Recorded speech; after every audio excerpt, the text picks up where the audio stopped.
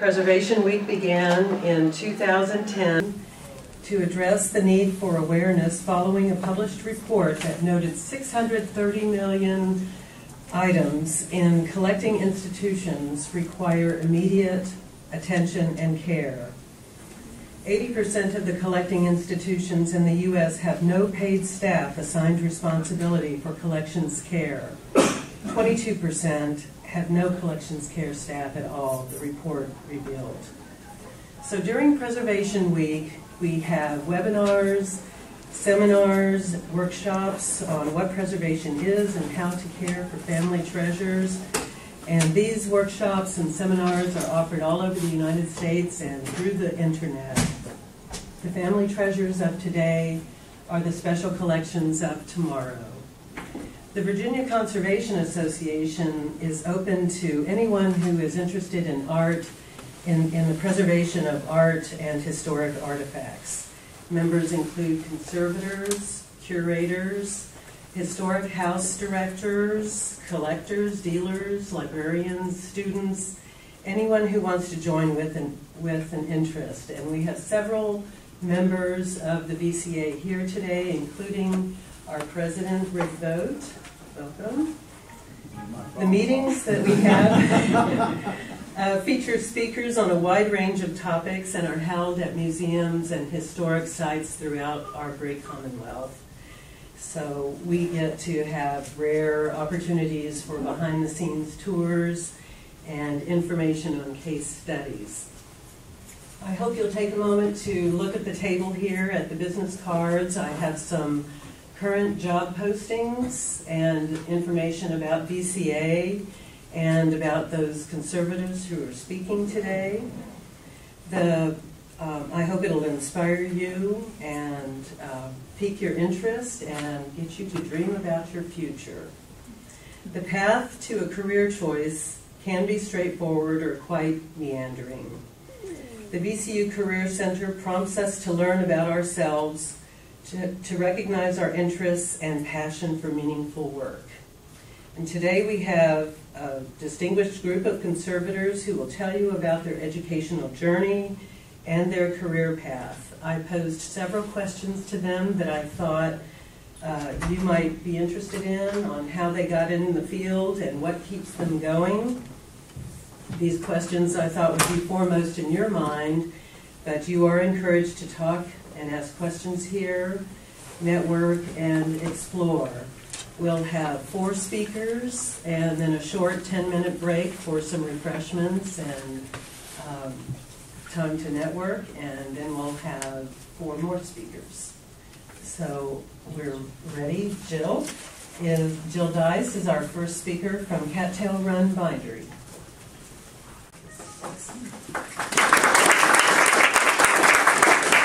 It remains to be seen whether I can make this thing work. I'm not so good with these technological things sometimes when they're new to me. As Patricia said, my name is Jill Deiss, and I am a bookbinder and book conservator out of Winchester, Virginia, where I'm in private practice. My business name is Cattail Run Hand Bookbinding, and it is named for a stream that runs through our property. What we have at our bindery is a conservation section where we work on things that are contracts from museums and the like. And we also have a general bindery component where we work on such things as putting covers on new books that need them, creating clamshell boxes for books or loose materials that need to be preserved, as well as doing general restoration and repair work. We also have a bookbinding school where from April through October we host a series of 6 foundation level courses that teach general binding as well as introductory restoration skills. And interspersed with those are special courses as well as more advanced ones. This year's special courses include one on paper making and 4-edge painting. And we always have something called Marbling Week, where we teach paper marbling and fabric marbling will be featured this week and this year, and also miniature book binding. And we've got flyers about these things over on the table if you're interested. I'm the conservator, as I said. I'm also the job planner, I meet with the clients, I do the proposals and the quotes, and because I own the business, I also shovel the snow on the sidewalk. We're in our 23rd year of business, and I started out working alone, and there are now 5 of us. As I said, I'm the conservator, and the 4 others are general binders that I trained. And I've also trained them in basic conservation principles so that when I need a conservation technician, I have one there at the ready. Patricia did suggest some topics for the speakers to consider, and I'm going to take up a few of those here in my presentation. And if there's something that you'd like to know that I don't address, feel free to catch me later and ask me about it, and I'll do my best to answer your question. Let me begin by saying that on paper, I look like I planned this out from the beginning to end up as a conservator in private practice. My resume has a lot of pieces that fit together so as to give that impression. A chemistry degree, training at Cornell, a Smithsonian internship, a library science degree, and an assortment of oddments that contribute to what appears to have been a well-crafted plan of attack. I assure you, nothing is farther from the truth. Throughout my studies, I was constantly trying to figure out what I wanted to do with myself, what was my skill set, and what could I do with that skill set. These were things I simply had to figure out on a day-by-day basis and through trial and a whole lot of error. But I find one particular common thread among all the things that make up my experience in education. Any topic that interests me has always been like a carrot on a stick for me. I will read and learn about any topic to the extent that time and resources allow. While this trait didn't exactly help me find my star in a direct way, I know it contributed significantly across the board by helping me to be ready to plug into serendipity and to open my eyes to opportunities. As for my academic background, I started out with a degree in costume history, thinking I might want to be a curator of costume and textiles because I saw that job title in a Metropolitan Museum catalog. The chemistry degree I referred to earlier came along much later. So I headed in the direction of museum work, graduating in a dreadful recession of the early 80s. Does that sound familiar? Before going on to grad school in costume and textiles, I figured I ought to work in a museum for a while to see if I even liked it. But people were telling me that I wouldn't be able to find a job in a museum, there weren't jobs in museums, and so forth. But fortunately, I am stubborn, if nothing else. I applied for every job I could find in a museum from assistant director on down. How did I find these jobs? Well, it was because I joined all the professional organizations that I could find for museums and historical societies, and I combed the job listings in their newsletters. I heard back from not a one until my resume fell on the desk of a director of a museum in Northampton, Massachusetts, the day she had it with her assistant. I was not qualified for the job I had applied for, but I looked good to her, and she liked my resume, liked my cover letter, I got an interview, and I got a job. And true to my normal way of doing things, once I landed in Northampton, I began to look around and see what course offerings there were there, because I was always interested in finding out more. And I did find that there was a local bookbinder giving a 6-week course. It looked like fun. So I took the class, and I simply didn't leave. That class turned into a several-year apprenticeship, which was fortunately in a general bindery that followed very sound practices rooted in historical bookbinding methods.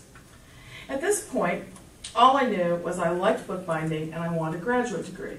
So I liked bookbinding, I liked books, library science just seemed like the thing to do. And I decided on Syracuse University because it wasn't very far away. It was about a 4-hour drive from Northampton. That seemed doable.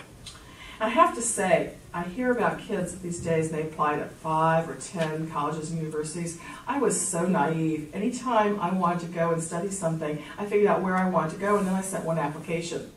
Thank goodness it always worked out. I didn't know you're supposed to send more than one. So I decided on Syracuse, and they liked me too. Then I got to Syracuse, and I thought I'd look for the bookbinding component, and I found that 75 miles down the road, Cornell had a conservation program, and so I went there, and I went to Syracuse and Cornell at the same time. Southern girl moves north with a 76 Jeep Cherokee, because that is what it took. I've never seen such snow. And I continued along the way to subscribe to all the journals that I could that were for bookbinding and for librarianship, and I discovered the Smithsonian had a number of internships, so I applied for one and I got it.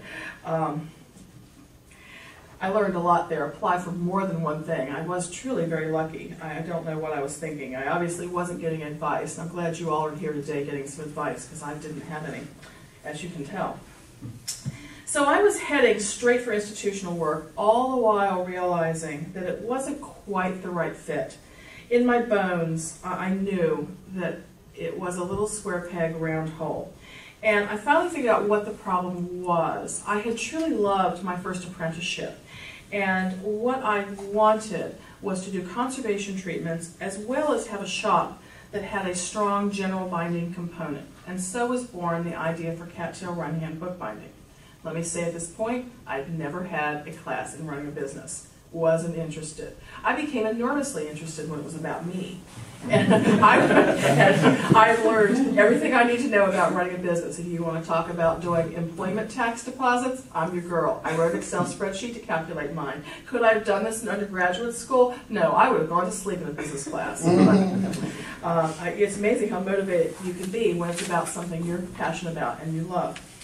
So before I show some slides, I came up with a few general tips and thoughts, as if what I have to say is anything that could possibly help you. But I hope so, because I have been down the path. My first thought for you is have a portfolio, because when you're doing an interview, it gives the person who's interviewing you something else to look at. That can be very comforting for you both to look at the same thing and be talking about it, rather than having someone stare you down while you're trying to think. And a picture is, of course, worth 1,000 words. And I think I've intuited this through the talk. Join organizations, get on listservs, read, go to professional conferences, talk to people, listen. These activities are going to help you refine your interests, and will be better able, you'll be better able to find your path through these organizations. Also, a strong motivator for me is that I never know what I'm going to see next. Each day has exciting possibilities, and all I have to do is get to the bindery and then see what's going to happen. And that's a very good motivating force for me. I'm never bored. And the last tip I have is never stop learning. If I've learned anything in 23 years of business, is that I don't know it all. And every day I'm going to learn something new. And isn't that wonderful? So let me show you a few slides. This is our bindery in winter. Sounds like a Shakespeare play. In the Shenandoah Valley, the northern part, it snows a lot more than it snows in other places in Virginia. And there we are, there's the walkway I shoveled. And the elevated deck goes to our house. So I'm a country girl, and I've met enough skunks, and I don't want to be coming home at 11 o'clock p.m. and have to deal with a skunk. I've been sprayed about 3 times in my life, and I really don't need it anymore. Here is, let's see. Oh, here's our binding spring. And down back, that's our wood shop, and our wet studio is to the right of that you can't see. I like to take pictures when there are no possibilities of weeds, early and freezing. This is our titling and tooling room. We do titling both from set type for more modern things, and then we have a number of sets of handle letters, which are the way titles used to be put on the spines of books, and you put one letter on at a time with a hot tool, and there's a natural undulation to them a lot of times that gives it the appropriate historic look. So if we're doing reproduction work, we try to use the tools and techniques from that period for that work, so it carries off a little bit. We're not trying to trick anybody. We're just not trying to trip them up by having, either an anachronism or a, sort of wrong material or a technique on something. So a couple of titlers, lots of things to get decorations on spines, and I think I have to point this at this thing. St. Sebastian, patron saint of bookbinding. He's all full of arrows, which I guess might symbolize the needles for sewing. That actually didn't kill him. He died 2 years later. He was stoned to death. Oh, Jerry Garcia. So anyway, There's also a painting of him, but we have him because the other patron saint that I know of is St. Bartholomew, and he was flayed. His skin was taken off, and I see leather flaying. You know, the print we have of that is downright gross. So St. Sebastian wins the day. This is part of our main studio, and binding cat Nolley. We have an employee here and here and here, and an employee on that side. Other side of the press is a counter, an apprentice goes there, and then my counter's to my back. Upstairs is shipping, all the boxes and stuff's up there. There's a little bit of a staff lounge, because of course, you know, they just think I'm awful. No food on the first floor at all whatsoever. Lunch and breaks are upstairs. I do have a little area here where someone can have a closed container of drink, and it has to stay there, and your sips have to stay there. So I'm not entirely mean, they just think I am. At Cornell, you couldn't have it drop anywhere. Other places, you know, have kind of what I have going on. This is the conservation area. This is kind of where I stay. And it's in the back. You know, I give all the impression to everyone. I just want to be back there. And oh, there's a couple jobs. This is when the National Cathedral was closed because of the earthquake damage, they sent their Bible out to us for recovering. And it's the 1990 edition. It dates from about when the cathedral was finished. And it has I think it was a cloth, I think it was the technical name for it is tea cloth, textured cloth that looks kind of leather-like. And it had failed because they used their Bible a lot. And so here's a couple slides. There's Susan getting it out of the cover. We're getting cutting through the original hinging just to get the Bible free. And sewn-in bands. It's in the backing press, getting some linings, moving along. And on the left is Amy. She's marking out the leather, and we've already got the fake race bands on the spine, so we can have a nice little look for them. And there's Dee. He's working on making the cover. And Amy's one of our, and there it is finished. Amy is one of our young people. We often have young people that start with us and stay a few years. She happens to be local to Winchester and has an art degree from Longwood University and had an excellent art training there. A lot of those female seminaries, former female seminaries like Longwood, have great art programs because it is something women could study. And she works 2 days a week at the National Gallery of Art Conservation Manning and Framing Division. This is a restoration. This is Robert E. Lee's family Bible for Arlington House. And there it is finished. That's a little blurry. I don't know what I was doing when I took that picture. And that's Anna. She's another one of our young people holding the bygrid cat Molly. Anna started us with an intern. She's the only intern I ever took. She sent a letter in her email. It was a full letter as opposed to a, hey, do you take interns? That's just a tip. Don't ever say that. I respond, but the answer is no.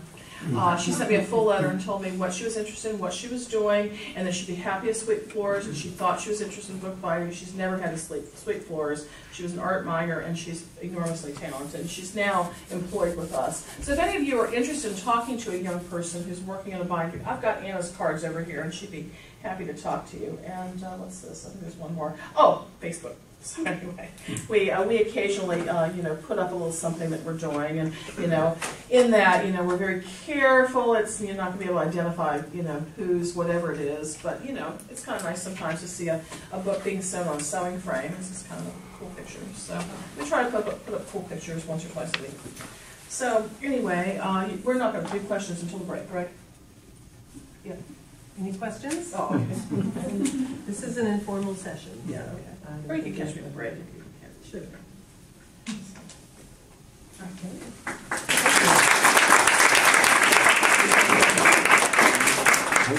So Scott is next. And I'll let you find your program here. I didn't bring one. I'm doing it old school. Right. Are we using the microphone? Can I live without it? Everybody can hear? Yeah.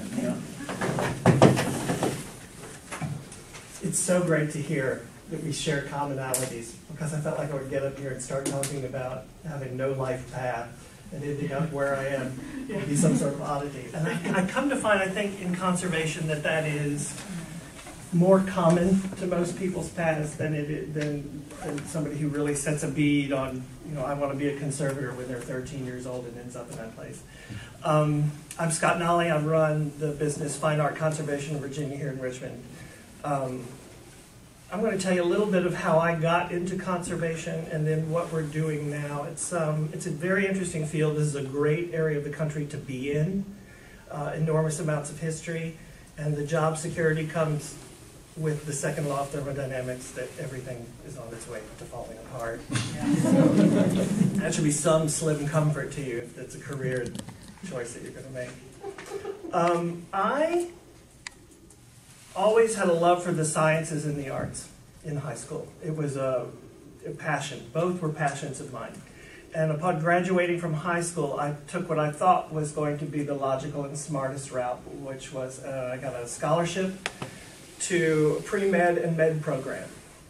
So I was off to become a doctor. I was fascinated in infectious disease. This is the point where immunology was at the top. We were just getting into the sort of HIV science and all of the great DNA studies. And it's still a subject of fascination for me. I still get the Columbia Journal of Medicine. I still read all the great magazines that come out now with the subject of the DNA technologies. I got as far as rotations, and it was my first early morning emergency room bullet wound that let me know that it was probably not the field for me. I love the subject from a literary standpoint, the technology and the subject in general, but far too emotionally available for that screaming kind of behavior at 2 o'clock in the morning. So I announced to my parents that I would be going off to music school. As you can imagine, that didn't go over very well. And I actually got a degree in music composition for orchestra. And it was the last class that I took was a keyboard skills course, which was taught here at VCU. At this point, I was at UNC Chapel Hill. I came here to take from Landon Ballou, who was a piano professor here at the time. And it was a 2-hour, twice-a-week seminar where we would go into his studio and he would give me a piece of music to play. I would practice it all week long, and then I would meet him at the end of the week, and he would smoke like hell because it was the end of the day on Friday, and listen to me play through whatever piece he had assigned to me. I was working on a piece of Rachmaninoff. I remember this like it was yesterday. And Rachmaninoff had a huge hand span, and he was known for editing his pieces of music to be played finger through fingers. That was part of his shtick, was this acrobatics at the keyboard. And I was having, I don't have the span, and I've got these chubby little fingers, so I was struggling with this piece. And I thought, I'm going to take this home, and I'm going to score it hands apart, so I can play it hands apart. So I took the entire piece of music home and rewrote it out on staff paper so I could play it hands apart, and tore the pages out of the book and glued them on the original edition. So I marched in with all the confidence in the world on this Friday afternoon and put the score up and just started playing away. He was across the room. He couldn't see. It was all my big plan. And he said, "That's great. That's great." And he could hear it. He heard it from across the room. So he got up and started walking toward me, so I'm getting increasingly nervous. And he looked at the book. He just went, "What have you done?" I said, I can get to the notes. I can play this hands apart. And he said to me, he said, "Let me ask you a question." He said, "Are you going to be happy teaching band for the rest of your life?" I was like, "Probably not." He goes, "Because that's what most composition students do." He said, "You usually go into some sort of music instruction." He pulled a bottle of scotch out of his desk drawer. He poured the two of us glass, and he said, "You're a left brain, right brain kind of guy." He said, "I want you to do something for me." He said, "I want you to go over to the Anderson Gallery. I'll make an appointment for you, and I want you to go up to the 4th floor and meet Cleo Mullins." And I thought, he's just, my career is over. No music, no medicine, this is it. He said, "No, he said, I just want you to go over there and investigate this. VCU has a undergraduate training program in art conservation." At that point, VCU had the only undergraduate training program in art conservation in the United States. It had probably been around maybe 1 or 2 years at that point. I walked through the door of that lab, and in 20 minutes, I knew I could be doing that forever. It had the science, it had the artwork, it had the problem-solving component to the mitering of both, and it involved a sort of spherical thinking process where you're presented with an object, with history, technical problems, social history, and it's your job to figure out the best path for this piece. And I thought I could do this forever, and I have been ever since. That program was in place for 8 years. One of my big projects now is trying to get an Intro to Conservation program in place somewhere here in Central Virginia. We're working on it at UVA. I'm banging the drum here as well. But it was a real asset to this community. And it's one of the reasons why we have such a great selection of professionals in this area. It formed the core of interest. Cleo started the Virginia Conservation Association. She recently received from AIC, American Institute of Conservation, the Keck Award for Education in Conservation. So there's a very dense anchor of professionalism in this community, and it still lingers. The graduate programs at the time at NYU, the Buffalo program at SUNY, and University of Delaware all roll their eyes into the back of their head when you mention this VCU program, because they said it produced some of the best students they've ever had. And that was at the core of VCU's program, was the successful preparation of students for admission to the graduate programs. And that was tough stuff back then because it was ramping up in competitiveness. Most of the programs have, I think between the 3 of them at that point, they would take 25 students every year. The pool of applicants then was about 270. I think it's probably 3 times that now. It wasn't uncommon to be declined 2, 3, 4 years in a row before you were admitted, but once you got in, people would genuflect on your lawn. They underwrote your whole experience. It was entree into museums, cultural, historic houses and sites where you would get your internship experience, that sort of thing. It's really wonderful. I did the program at VCU and then went and worked for Cleo, who left the program to Larry Pace to pick up toward the end. She went into private practice here in Richmond, and I worked for her for 3 years. She wrote a great letter of recommendation for me. I got into the Buffalo program. 2 years of academics. My 3rd year internship was at the Nelson Atkins Museum in Kansas City. I got a 4th year Getty internship working at Colonial Williamsburg in their objects department. I ended up taking the position there for 4 years, and we incorporated my paintings experience, and a couple of people who studied with Cleo came and took posts there, and we combined paintings and objects into a very busy department there for 4 years. At the high point, I think there were maybe 6 people in that lab, and I was on the telephone and in meetings all day long. And I remember walking back into the studio one day and going, this isn't working for me. And I was on tour with an exhibit in San Francisco. Tony Rockwell, who was a contract conservator in San Francisco, said, go into private practice.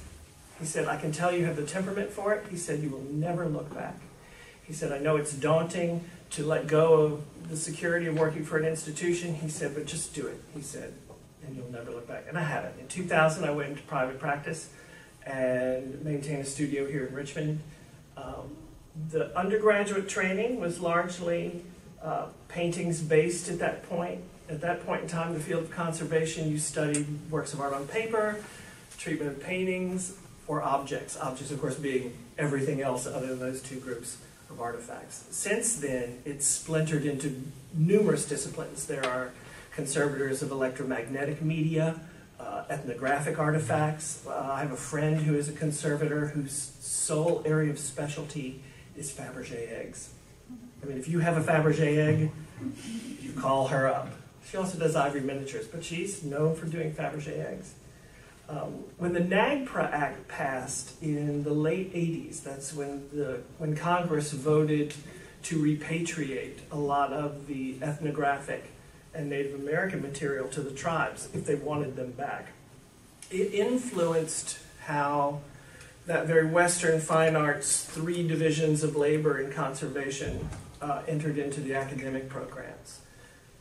It brought to the table a reverence in the field of conservation for the spirituality and the religiosity associated with a lot of this material.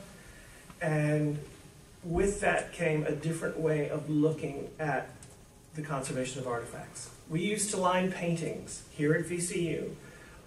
That's when a painting's canvas starts to fail. You glue a new lining fabric to the back of it to support the canvas. We used to trim all the tacking margins off of the paintings, throw them away. Take the painting off the stretcher, throw the stretcher away, and re-engineer an entire support for the picture, with the image area of the painting being king at that point. We would never do that now. We have a certain reverence for the object for being what it is. The tacks, the original tacking margins, the fabric, the stretcher, all are comprising an object that tells the story of its fabrication and its travel.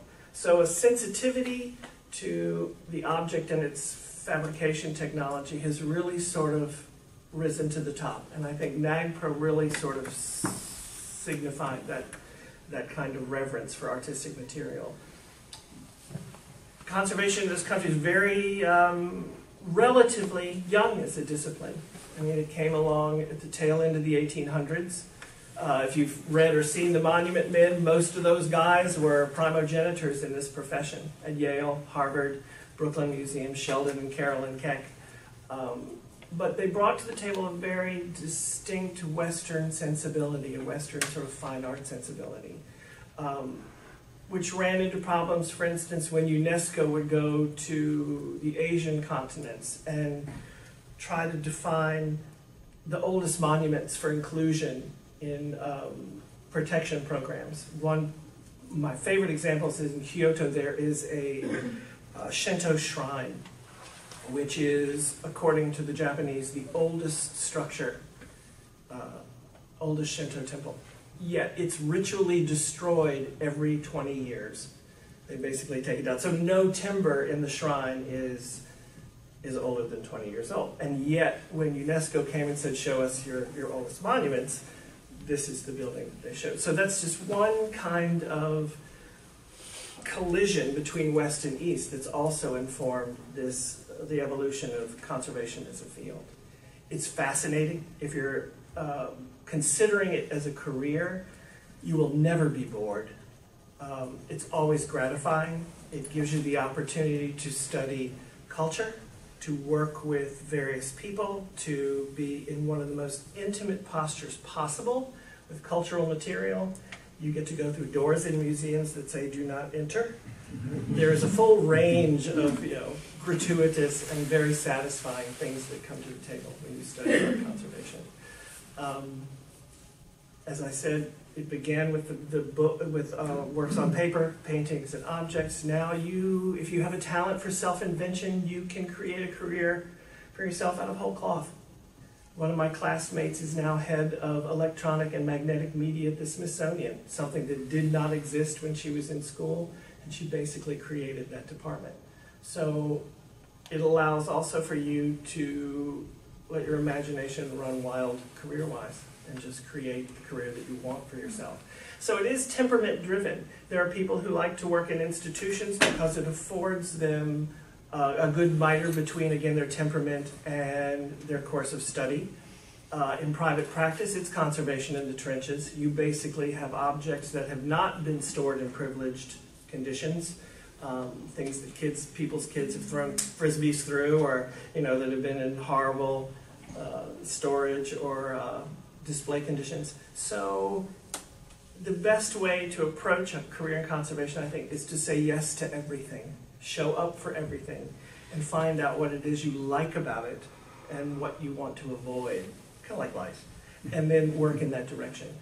But I'm happy to answer any questions, but that's how I ended up in this chair.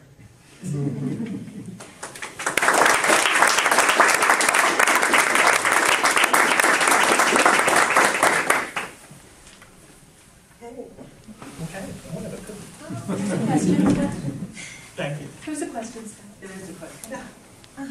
I wanted you to talk more about your student who created the research on electronic conservation. Sarah Stouterman was a student at the Buffalo program, and she entered thinking she wanted to be a paper conservator. And at this point in time, there really were no departments involved in the preservation of digital media and magnetic media. However, one of the great conferences to go to if you ever get a chance, they've canceled them the last couple of years because of funding, but National Archives does a great annual conference. It sort of sits outside and looks at everything because the onus is on the archives to preserve all different kinds of media. Everything from Monica Lewinsky's dress to anything that's been put on tape. And Congress actually voted for archives to preserve all tweets. And that's where I think Sarah came about. She said, what are we going to do with all of this? The data migration issue was big at the table then. And basically, you create files in software. I have files in software that I created in graduate school, which are unreadable now because the software doesn't read them anymore. And that's a problem. I mean, as this whole swell of information and the technology that goes with it starts to go off exponentially, again, along with entropy, it's more job security. But it's a real problem, and people are wrestling with it because it's a drain on fiscal resource. It costs money to maintain an environment in which you can preserve this material. And then you have to pay somebody to make sure that it remains readable generation to generation to generation. There's a great story at one of the archives conferences. This guy was from the film industry, and they were talking about preserving, propelled really by the big studios, preserving the big stars of film, The Wizard of Oz, Gone with the Wind, that sort of thing. And they had digitized on hard drives copies of all of these films from the 72mm masters and put them in caves, Pennsylvania, Nevada, Colorado, and they went back 5 years later, 11% of them were readable. They've actually degraded to that degree in that brief period of time. So they went about the task of finding out which would be the most stable and efficient way to preserve these films. And they found out that metal-based celluloid film, black and white, old black and white film, which is it, hangs in there forever, color separating the film into a color separation on 70mm film. So that's 4 reels of film, basically, for each reel of color film. Is the best way to preserve these things. And that's basically the standard for them now. So we're learning as we go. There's a broad arc to the wisdom of any preservation science. I mean, as I said, we were wax lining paintings here in 1980. You can go into a museum now and walk through the gallery. Wax line, wax line, wax line. In that 30-year period of time, the foilables of that technique have started to wreak havoc on the actual artifacts. So we've learned from the NAGPRA Act again, and being respectful of these materials, that less is more. And we're trying to figure out the same sort of thing with digital media, not to over-engineer it and then trip over the fact that we've created some kind of technology that is deeply flawed that we don't find out about until later. So we've also learned in this career to sort of take the geologic point of view, time-wise, really look further ahead than most people have a sense for these days. Long-winded answer.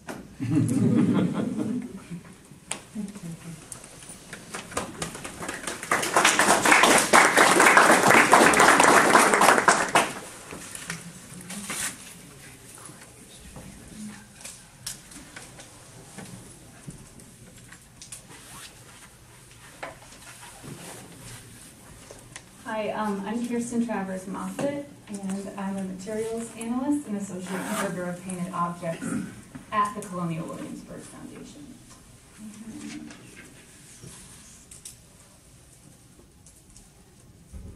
And I have my email address at the bottom here. If later on you think of any questions and you want to shoot me an email, be happy to answer them. I know you'll probably process everything that we've had to say this afternoon. It'll take you a couple days to come up with some more questions, but anytime, just shoot me an email. I'm happy to help. So I too have a very meandering background that got me to where I am today. But every experience I learned something very valuable from, and every step along the way brought me to where I am now, even if I didn't realize it at the time. So my background is actually in fine art. I have a degree in drawing and painting from SUNY Purchase, which is about 45 minutes outside of New York City. I'm from New York. I'm actually not from this area. So my whole life I was artistically inclined. I've always loved art, and I've always loved museums, and I have always loved history and historic house museums. But I always loved art, and I always thought, well, I guess that means I'm going to be an artist. So I didn't know what conservation was when I was in undergraduate school. And so it wasn't until I remember, it's not a very interesting story, but it was the day I graduated. I had my cap and gown on, and I was walking through the art studios, and I saw a poster for an art restoration school in Italy, and I thought, oh my gosh, that's what I want to do. So I looked into it and found out that, what I did was I looked up the American Institute for Conservation, the AIC, which is something that all of you should look up if you're interested in conservation. And so I learned more about what you needed to do to be a conservator. And again, there are lots of different paths, all of which you'll learn today, but there were a number of grad school programs. And I knew that I wanted to go to one of those grad school programs, but you needed to have a lot of chemistry, two semesters of general and organic chemistry, as well as a good deal of art history. And I didn't have all that, and I had just graduated, and I knew I wasn't going to be able to go back to school anytime soon. So I had to go find a job, and I had to find a way to get these undergraduate credits under my belt. And that took me a little over 10 years. But in the meantime, I worked on a lot of amazing projects, a lot of amazing conservators, and I learned so much. So initially, I actually started out apprenticing with paintings conservators in paintings conservation labs, because I thought, well, my background is in painting, and that's what I want to do. And I did love it. And actually, you know, since of course this is the subject today, the way I got those positions was I just kind of cold called them. It's just kind of a little, the internet was invented, but not a lot of people were using it.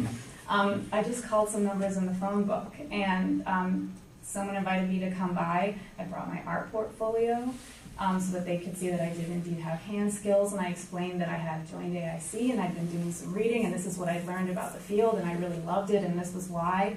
I could work part-time, I could work for free, I could, you know, just to get some experience. And that person was kind enough to take me on part-time and taught me so much in his lab, and then that gave me enough experience to jump off into the next lab, which was in New Orleans. And I'd always wanted to live in New Orleans, and I felt ready to leave New York. I wanted a new experience.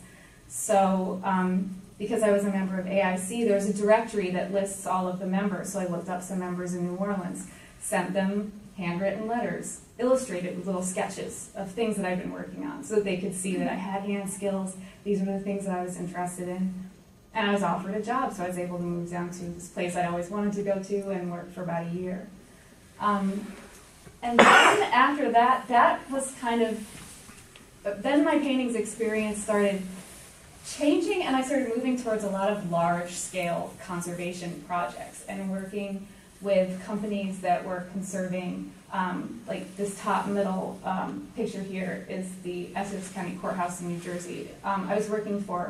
I eventually started working as a technician with a larger company that did painted surfaces in historic interiors. So this was an enormous building that had so many tens of thousands of square feet of decorative painting that needed to be treated. So I was just one member of a team working under the supervision of a conservator. And it was basically a construction site. I mean, the floors were being redone, all of the woodwork was being redone, there were structural issues, a new roof was being put on. So it was, you were working on scaffolding all day, you had to wear a hard hat a lot of the time. But I loved it. I just loved it. I also, at the same time, started working kind of piecemeal. So, when the courthouse project would end, I started working with another company called Conservation Solutions, which is based in Washington, D.C., and they do large-scale industrial artifacts and outdoor sculptures, among many other things. But with them, I had the opportunity to work on amazing projects like the Saturn V rocket at the NASA Space Center. So I worked with them for almost 2 years as the head conservation technician. And I mean, I got to crawl around inside a rocket all day. It was like totally amazing, and I just totally loved it. Was it hard work? It was really hard work. It was totally exhausting. But again, you get to restore a piece of the country's heritage, and I mean, while we were working, families were coming out to show their kids what we were doing, and it was just great to talk to the public and to see the difference that it made. So just a lot of really great experiences. And again, with that company working on some outdoor stone sculptures. And then down here on the bottom right, I ended up kind of a series of events doing a lot of paint removal in historic interiors, which has kind of turned out to be one of my specialties, which I never set out to do. But I ended up working in a number of historic buildings, actually in Virginia mostly, that had been used as hospitals by Civil War soldiers. And at that time, they would write graffiti on the plaster walls. The family would move back in, and they would paint over all of this graffiti. And eventually it would be forgotten until recently a chip would come off and someone would see this graffiti underneath.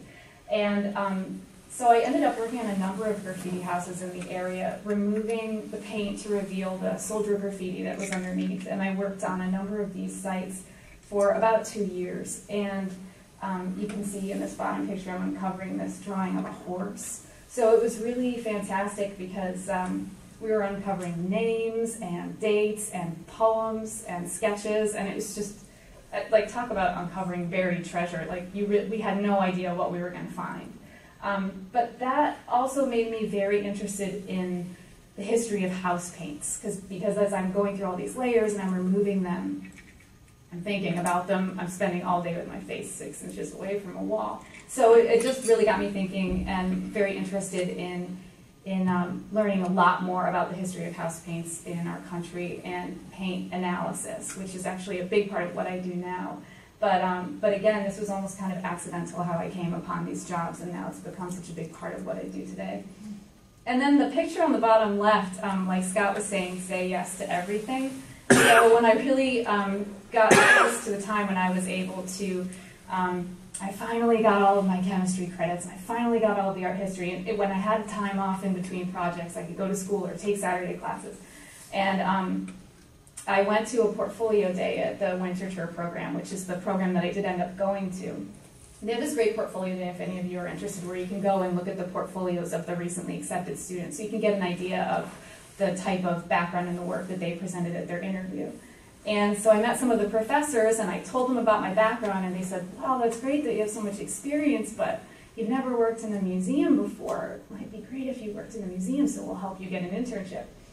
So they find me an internship at the American Museum of Natural History, surveying the fluid preserved spider collection, which was like completely not. And I thought, I hate spiders, and I hate wet spiders. And so I ended up doing this survey, and again, it's not treatment, it's not even paint. I'm working with Excel spreadsheets. I'm analyzing. They're preserved in basically an ethanol water mixture, but the ethanol starts to evaporate over time. So and then the condition of the specimen starts to deteriorate. So so in that picture, I'm actually measuring the amount of ethanol left in a jar that hasn't been opened in about 50 years, and. But so I was just making pie charts and Excel spreadsheets and giving presentations to the museum, and I loved it. I learned so many skills that I use today, and I never would have thought. And I'm not very afraid of spiders anymore either. So in 2008, I was accepted at the Winter Tour University of Delaware program in art conservation. It's in Wilmington, Delaware, and it's situated on this really beautiful historic estate. The Winter Tour Museum is actually a very large historic house that contains the collection of Henry Francis DuPont.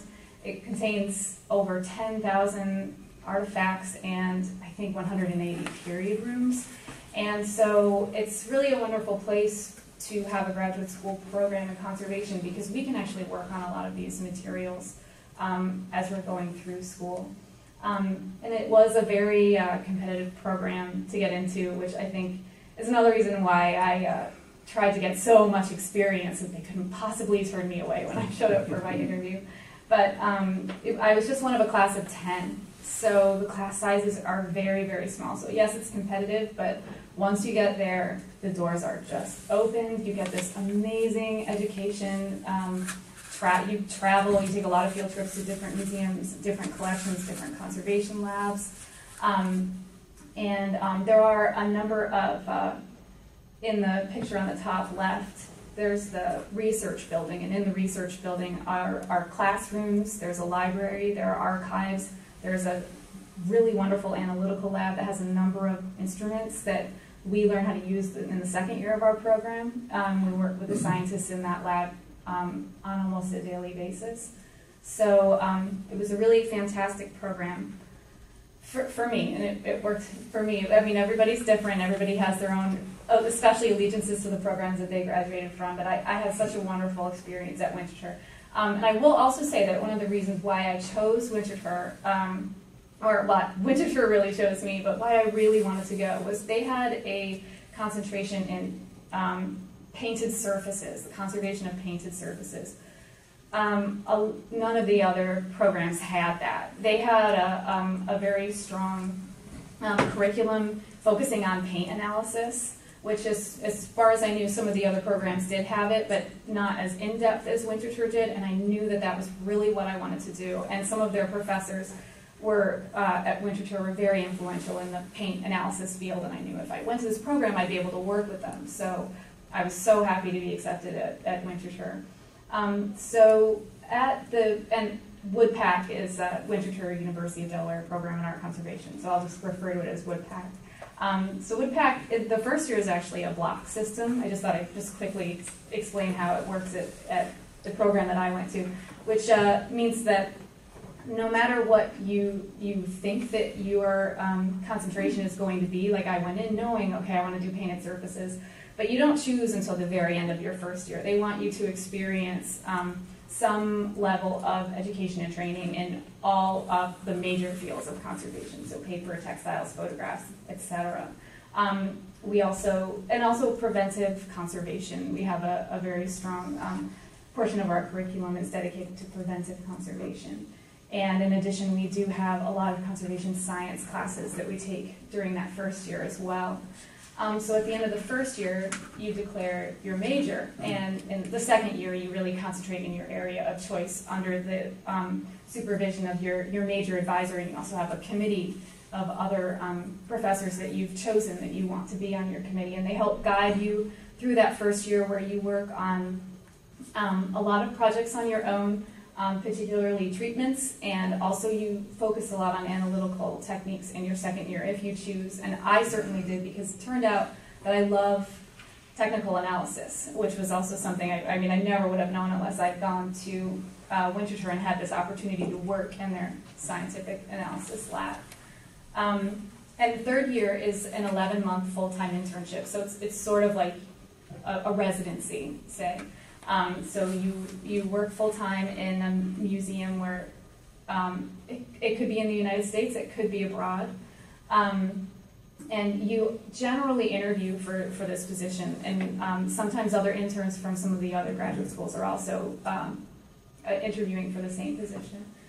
So a 3-year program, and I just thought, though, that I would talk a little bit, just go back a little bit about some of my second-year projects. So you really, even though you declare your major, like I was saying, we have an object concentration, but say you're interested in metal objects, you can focus more on metals if that is something that you're interested in your second year.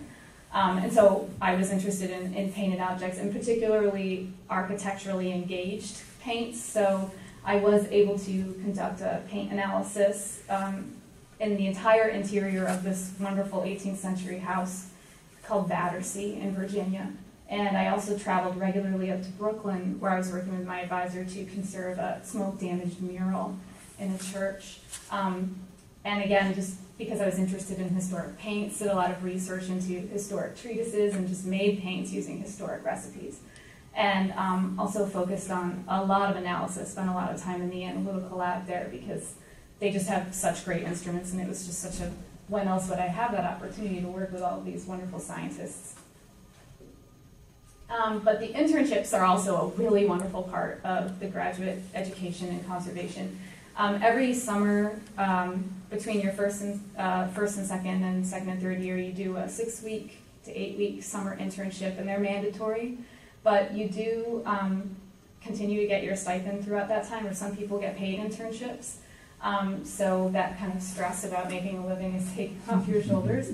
But I had really wonderful internships while I was at Winterthur, and I really wanted to take the opportunity to study or to have internships in wonderful exotic places, because when else would I have that chance? So my first summer I spent, the caption's gone, but I spent in Shangri-La, an estate in Honolulu, Hawaii.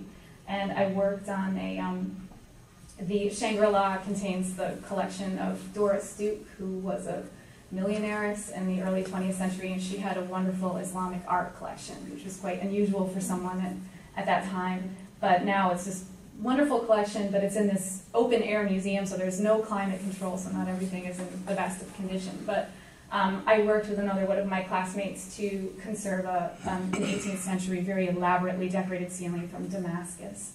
I also had the opportunity to spend a few months in the Netherlands, where I worked on a number of projects, but one of them was working in this lovely little church in the middle of the woods called Deiss, and we were restoring a lot of the wall paintings there. I also spent some time in Oslo, Norway, working with their team of architectural paint researchers on a project at the Norwegian Royal Palace. And these are actually just some of the internships. And I also had an opportunity to go abroad, for instance, to Rome to attend a conference. So just a lot of wonderful travel opportunities. And also working in historic interiors and working with architectural paints and historic interiors, I just feel like I get to go to the most wonderful places. And I actually get to go inside of the objects. So I really love what has become my area of specialization. So now I'm at Colonial Williamsburg. I ended up coming to Colonial Williamsburg for my third year internship at the Woodpack program. And I really wanted to go there, and I really don't know where else I could have gone, because my focus was at the architectural paint analysis, and Colonial Williamsburg actually has an architectural history department, and they rely quite heavily on architectural paint research to tell them more about their 18th century houses. Not only the colors that they were once painted, but understanding the history of the structure, because something that's been added later, say a door that was added 100 years after the house was first constructed, will have fewer layers of paint on it. So essentially it just becomes a method of comparison. But we have 88 original buildings out of our 400 structures at Colonial Williamsburg. And so I've had the opportunity to work in many of them, conducting architectural paint analysis, working with the architectural historians there. So I've done that for the past 3 years, and I recently, January 1st, was started in the conservation department.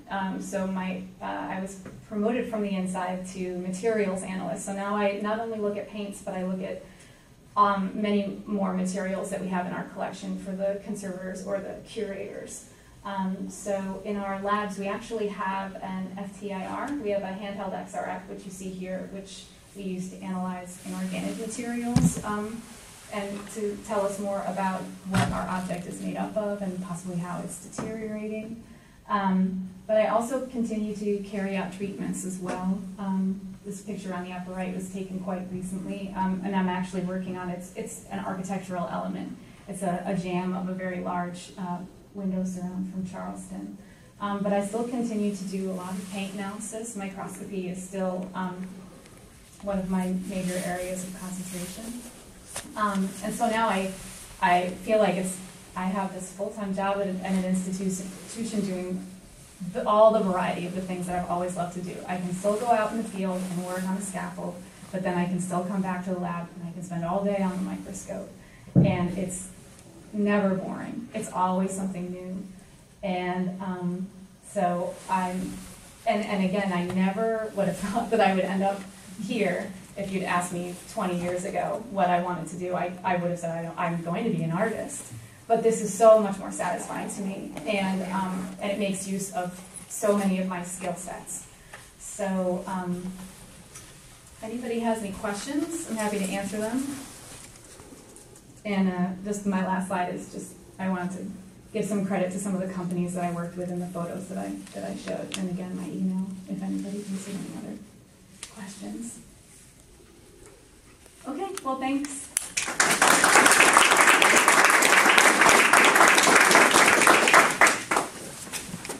Next up, we have Bob Sell from the Thomas Jefferson Foundation, Monticello, to talk about architectural and furniture. So, thank you, Patricia.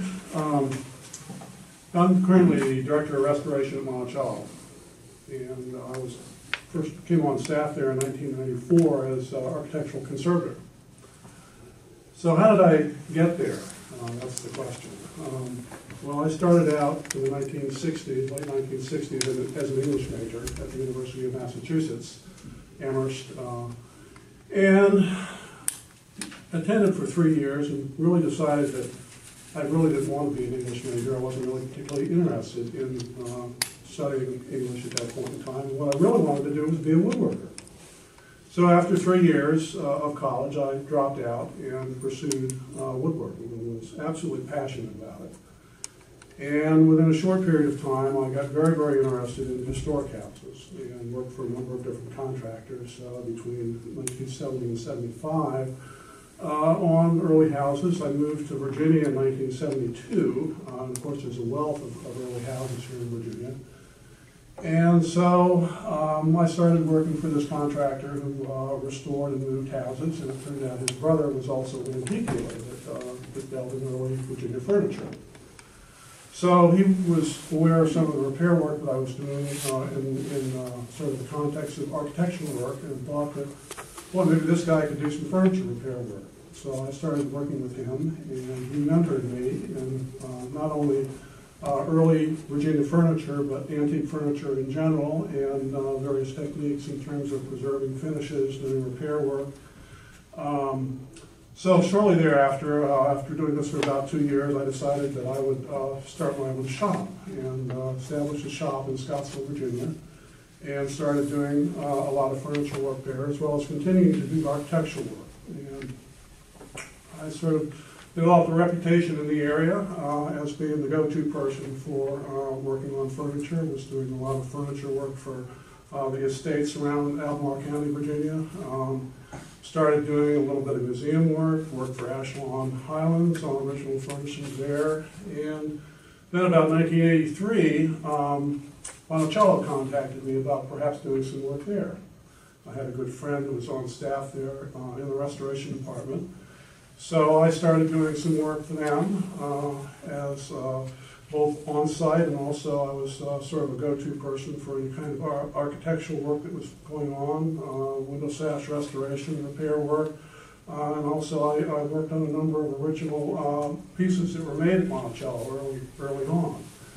And I was always very, very sensitive to original surfaces and how important, you know, the preservation of these pieces really was. And through work at Monticello and other sites as well, I really became more and more aware of the field of conservation as opposed to restoration, and how that might be a way to really take it one step further to really get into the conservation field.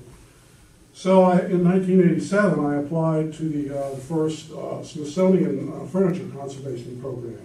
It was one of the first programs that was really specific to furniture in the country. There really was nothing like that before in terms of a program-specific a master's degree program for furniture conservation. Well, I didn't get in because I didn't have an undergraduate degree, so that was kind of a no-brainer in a way. But they were offering any of the applicants the chance to audit all of these courses. So that's what I did. At my own expense, I went up there and audited virtually the entire run of courses offered in conjunction with this furniture conservation program.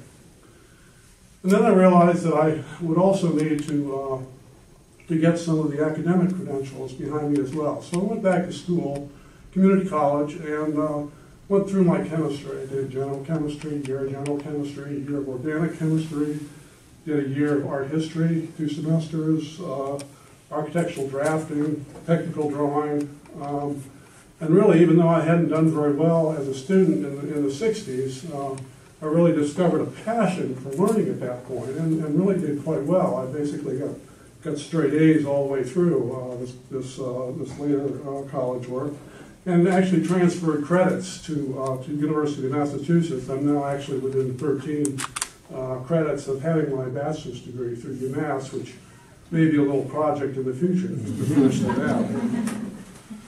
So I continued with all of this and continued to operate my business in Scottsville until 1994. And of course, I continued to do a lot of work for Monticello along the way too. I was involved in the roof restoration in 1991-92 when I was hired to come in and do all of the structural repair work on the roof framing system.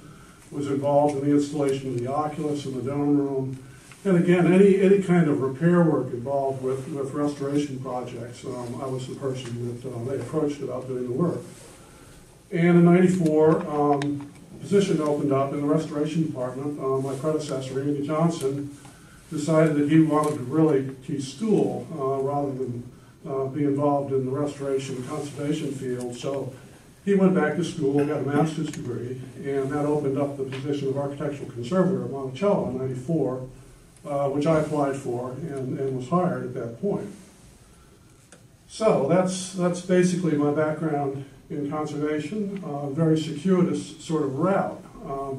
Very unlikely that anybody now can really follow that same path, because it really does take a master's in the field to really go anywhere with it at all, as you've heard from most everybody else here this afternoon. But you know, for me, it's been a passion right from the beginning, and you know, I think that's really the important thing is this passion that you get for the field and for the objects themselves, and just wanting to do right for this stuff. It really is really something, and you never see it all. That's the fascinating thing. You always see, particularly, I think it's true for any art object, where you see techniques for doing things, you know, continually that you've never seen before. No matter how long you look at the stuff, you see, you know, these various makers had their own ways of doing things, and that's just sort of a fascinating part of the whole field. So, that said, that's yours. A lot of similarly titled presentations here. I'm not sure how I get out of this.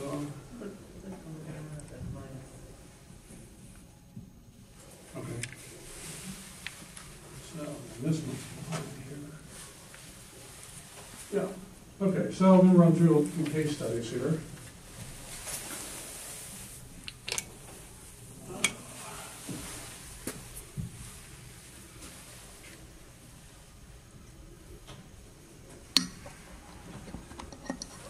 So this is the rent table at Monticello, and in conservation, a lot of times what you're dealing with is damage, which you're trying to sort of bring something back from severe damage. And this piece, for many years, had sat in the library, facing east, full sun all morning long, with this object called a camera obscura on the top of it. And what had happened was that the top surface was severely bleached, as well as the drawer faces as well. And this is sort of a close-up of the top, showing the severe bleaching. Now, one might think that the only way to treat something like this might be to, you know, strip it down and restain it and then refinish it. Well, that's not the sort of thing that you want to do on a piece of furniture like this, obviously.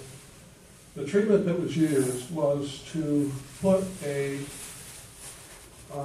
transparent dye into a solution with a different solvent than the finish on the table itself, so that finish that was applied can easily be removed without damaging the existing finish underneath. It was applied with an airbrush, and that was the after treatment shop. And again, this could be removed right back to this bleached out surface if one wanted to do that. Drawer front, same deal. This is a little tricky because of these inlaid letters. Those had to be masked out with this masking solution called Frisket, which is sort of a rubber cement sort of material. Painted on the letters very carefully, and then do the treatment with the airbrush, and then you can sort of rub off this masking solution that's on the letters. And that's after treatment. The hardware was treated with microcrystalline wax. And there's a finished shot with these in place. With now window film, solar film on the windows. We do have solar film on all the windows in Monticello on the main floor that take out all of UV virtually, and then 85% of visible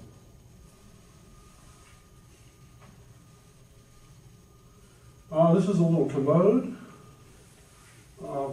almost surely made originally in Monticello in the joiner shop there, probably by John Hemmings, the slave carpenter.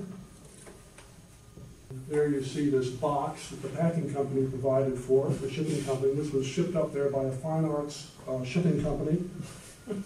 And the conservator up there unpacked it, and when she was in the process saw these impressions on the outside of the box.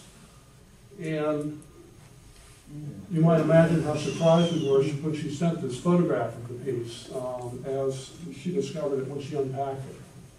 Something that smashed into it in the truck, bashing in the whole side of the piece.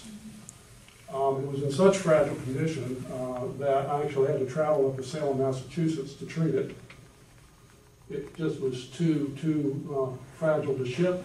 But you can see almost everything is there. It's really a miracle, and all these little pieces, you know, little fragments here, still in place. So nasty, nasty, but not as bad as it could have been. So what I did was ship up all the clamps and everything I needed beforehand via FedEx, along with these pieces of half-inch plexiglass, and you can't really see it, but pre-cut to the dimensions of the side that acted as a clamping hole to flatten everything out and keep it aligned properly. And very, very carefully work glue into all these breaks, use the liquid high glue, and then carefully compress everything back together again. And it really all melded back together fairly nicely. Clean shot. Here's a sideboard. This is kind of from the earlier days. This is back in the mid-'80s, I suppose.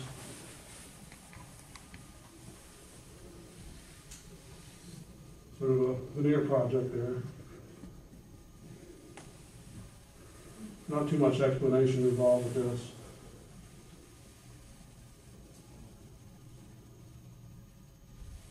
A little architectural project, removing this later whitewash layers from the wine cellar door at Monticello. You can see this 1929 picture showing the door in pristine condition. This space was never whitewashed originally, but beginning in the 1950s, they started whitewashing all of these cellar spaces, including the door, and it really was disastrous in terms of what it was doing to the ironwork. Amazing strap work on the backside of this door. I mean, this is one secure door, believe me. And not only all this ironwork, but not one, but two locks. So it was basically a mechanical removal because of this combination of wood and metal would have made any kind of a general blasting problematic and also chemical removal. So it was really fairly straightforward to scale off all of this rust using distilled water as sort of a wetting agent on it, and also working dry on the wood before it shot there. After, again, a microcrystalline wax is the final coating on the piece. Before, after, and then a final after shot there. Another architectural project. This is a place in Nelson County. A lot of great painted woodwork in this house. After treatment. Before and after on the left. This is the floor shot. And again, this was just basically a cleaning, and I found that saturating the surface with a wax treatment really worked quite nicely. I tried saturating varnishes on it, didn't work. So it really seemed to respond quite well to about 3 applications of wax put on with soft rags and then buffed out. And the idea was to saturate the surface, get this color back, get the contrast back. One of the upper doors, before and after again. Tiger maple and bird's eye maple grain, very, very unusual. And that's it.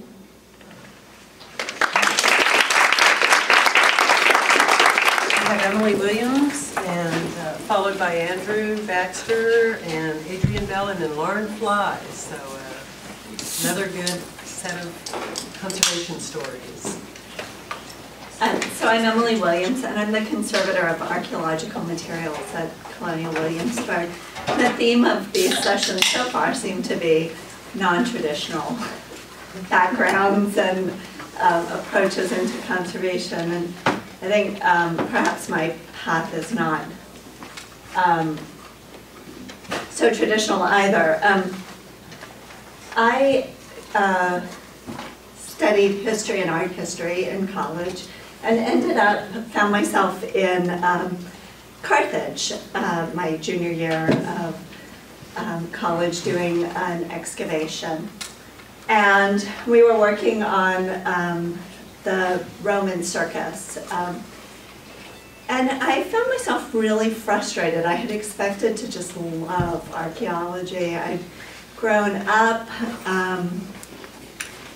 in Egypt, and we'd spent our life going to sites and seeing archaeological objects, and this was what I thought I was going to just have the biggest passion for, the actual excavating of them and digging them out. And I found that digging was very hot, and it was also a lot about moving soil, and there wasn't much intimate interaction with the objects at the end of it. They just wanted you to put it in a bag and send it to the lab. And so I complained about this, and they said, well, we really need somebody to help the registrar register the find, so you could do that. And I thought, okay, this sounds great.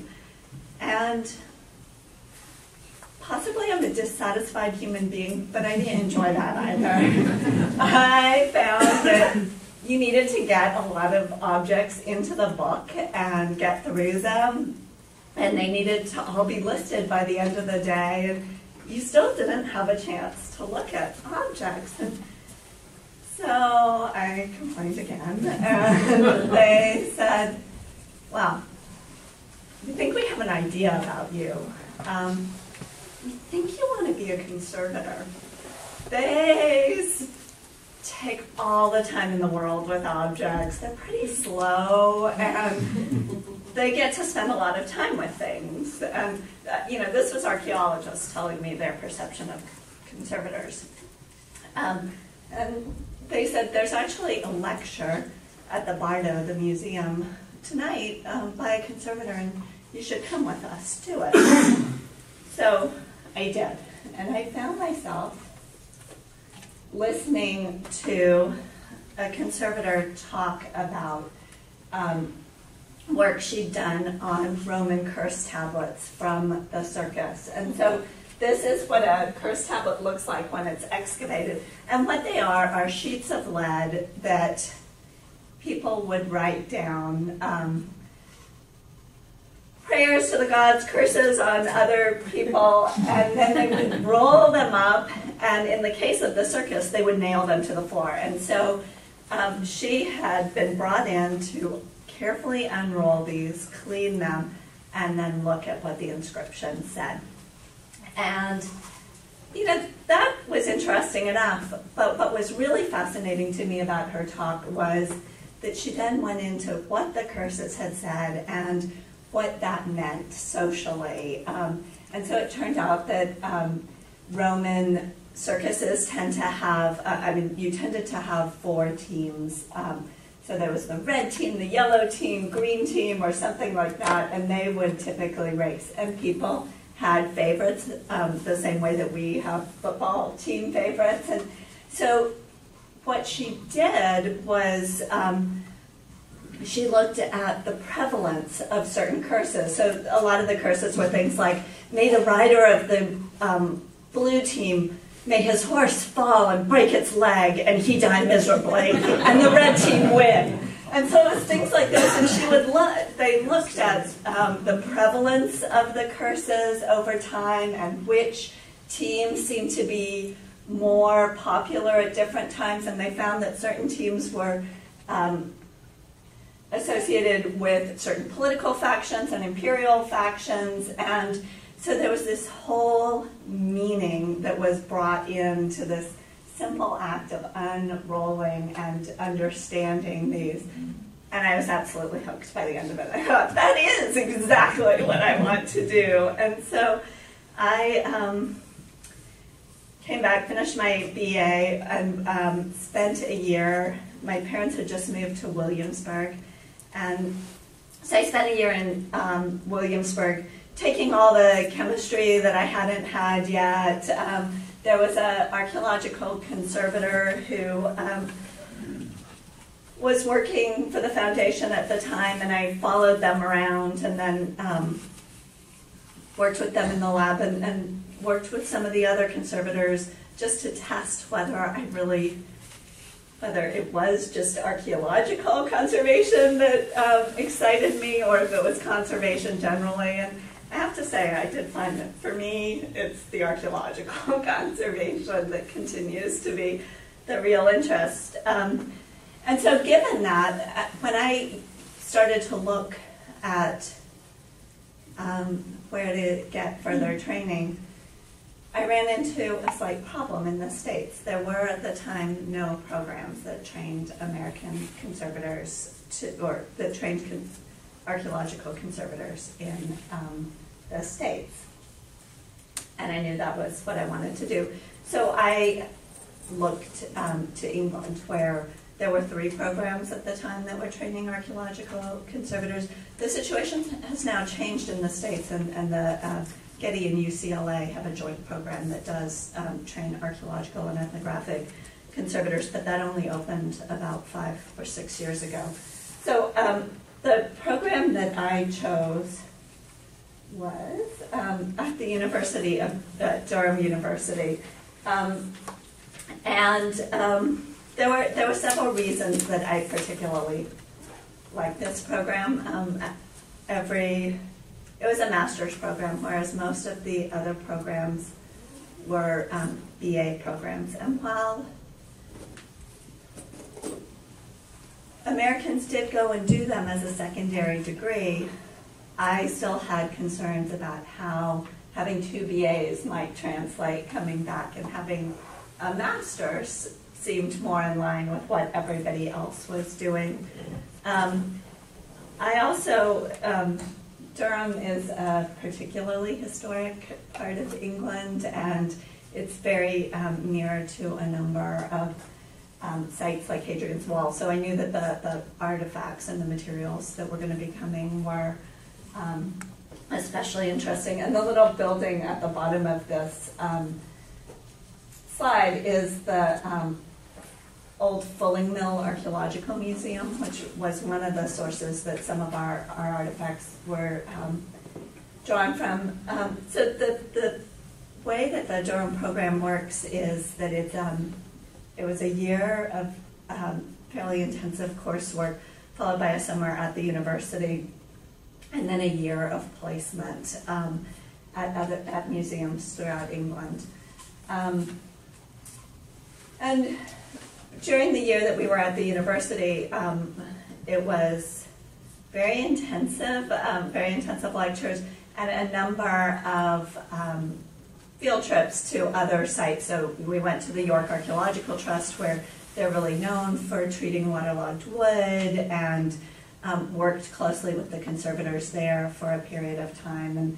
And with the cathedral, we, went through the cathedral very intensely over a period of a day or two with the architectural historian, looking at all the different moments of fabrication in the cathedral, and then looking at archaeological materials that had come from the cathedral so that you could see the relations between fragments in the ground and the built environment, etc. So there was a lot of experiential learning as well as the taught learning.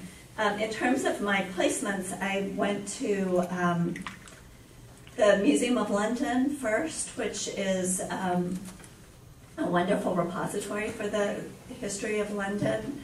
And I spent 6 months there and focused a lot on waterlogged materials as well as metals. And then my second 6-month placement was at the British Museum, working with their metals, conservators in particular. And then at the end of that, the thing that I felt was still missing was I hadn't really worked in a field lab setting. I'd worked in museum settings, but as an archaeological conservator, being out in less than ideal conditions is going to be a part of everyday life.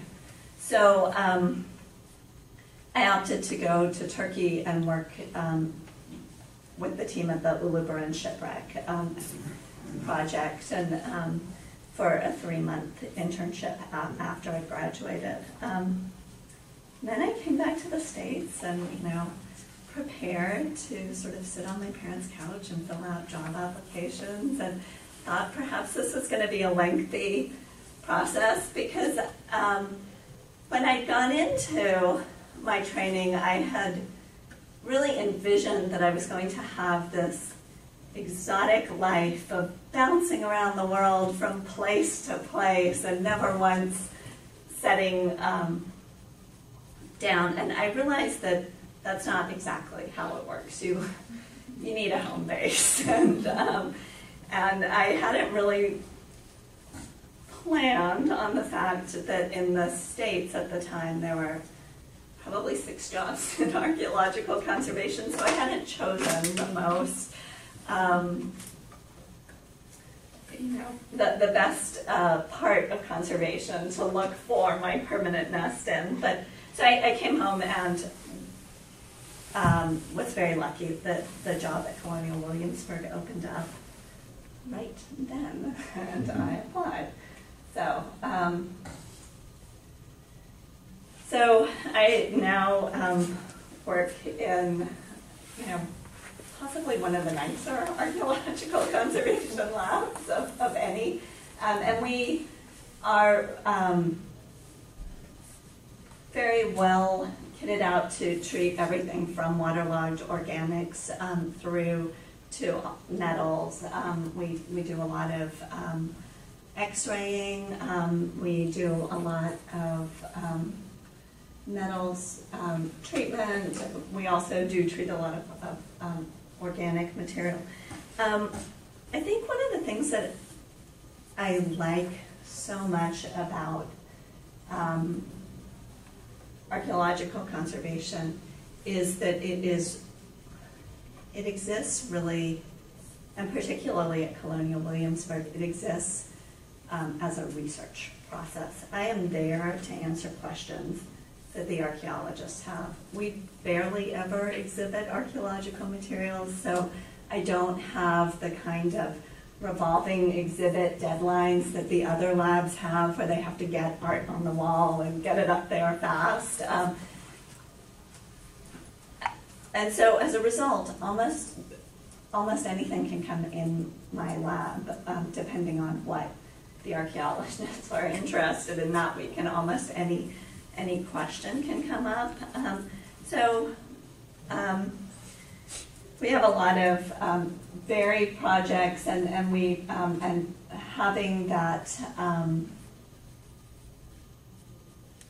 not being tied to an exhibit deadline has also afforded me a lot of opportunities. So I've worked on a variety of projects, from curating an exhibit on conservation for Colonial Williamsburg, where we really tried to talk about all the different aspects of conservation and all the different materials that we treat. I've also found myself organizing and editing a number of conferences and conference volumes, which was not exactly what I thought I'd be doing, but I found that, you know, writing skills and editing skills have become an important part and have been something that I've had to learn as I've gone along.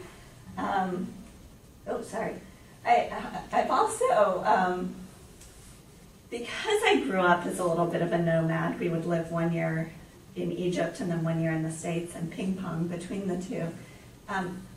I get very itchy feet very quickly, and if I don't have a travel plan for the year, I get a little anxious and tense.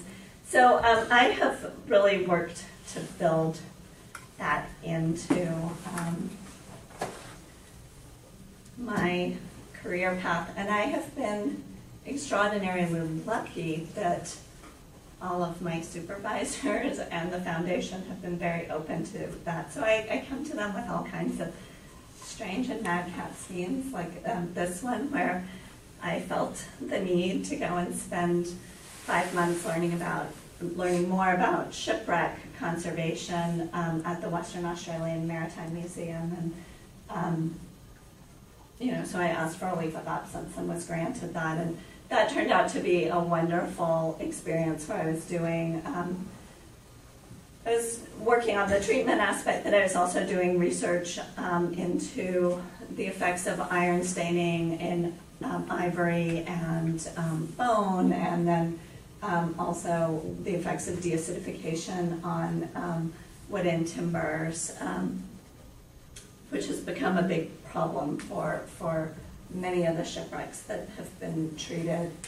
I've also had a long-term relationship with a site in Syria. This is a site called Tel Mara. It's an early Bronze Age site.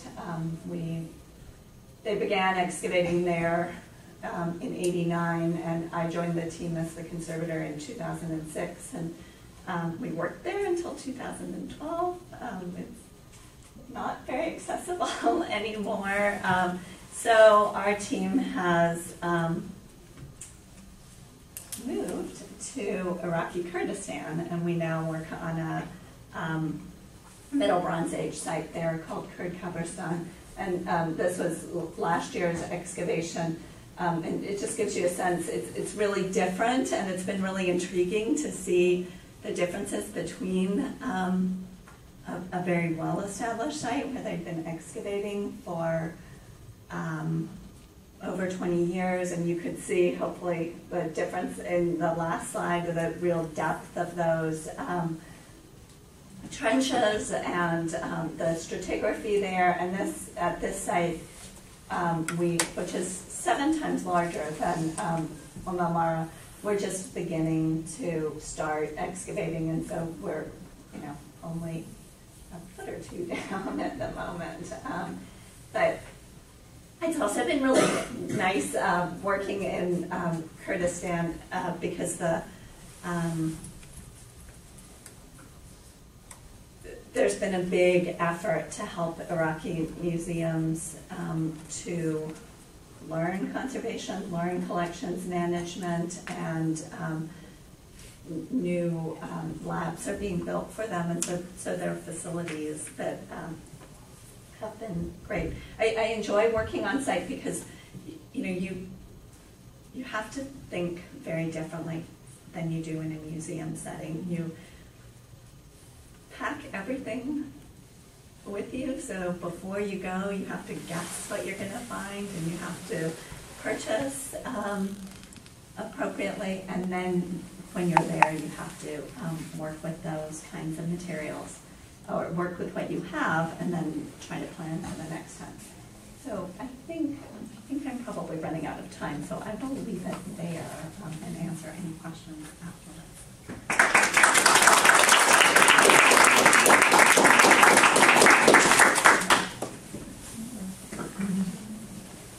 So Andrew Baxter is next. Bronze et al. Limited is the name of his company. You don't have any slides. I do. Kind of ended up not going to show a whole lot, but something that just gives some visual aids here. Yeah, thank you.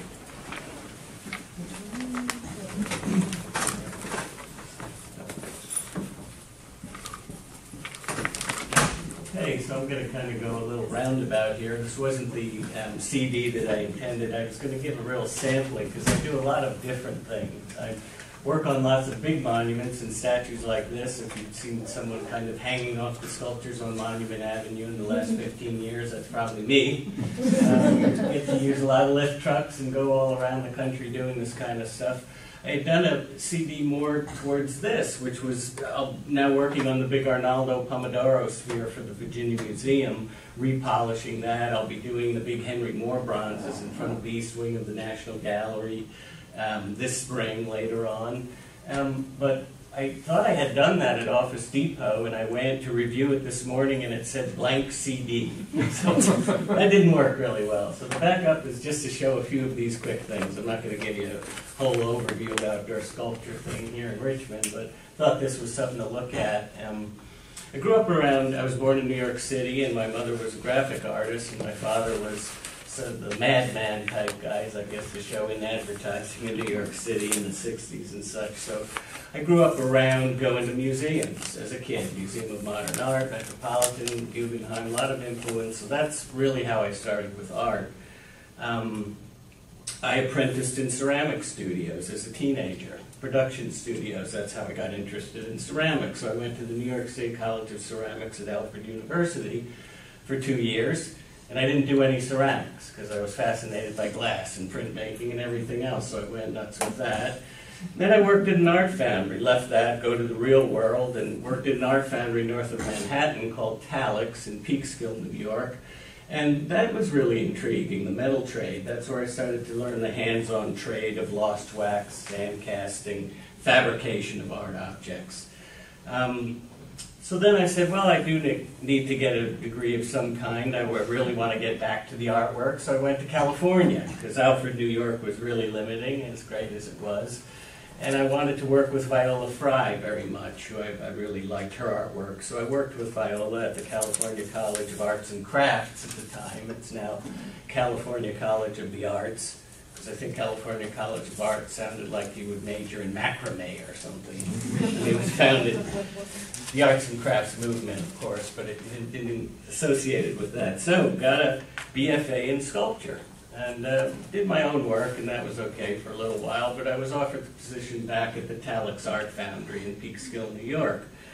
And it was a really exciting place in the 80s, actually, and I loved working with metals. Very hands-on. I started fabricating, I started welding, metal finishing, assemblage of large monuments. And then I worked into the patina department, application of finishes, metal patinas. And you'd have a wall as big as this with like 150 coupons of colors that you could make bronze. People often think, well, you bronze it. It's brown, it's black, it's shiny, whatever. Well, you can make bronze pink or orange or purple or a beautiful black or a transparent brown. So it's a huge range, and the artist would come in and say, make my statue look like number 81. And so you get the little coupon, bring it back to the area, and do your stuff. So that's where I really learned my specialty, which is the coloration of metals.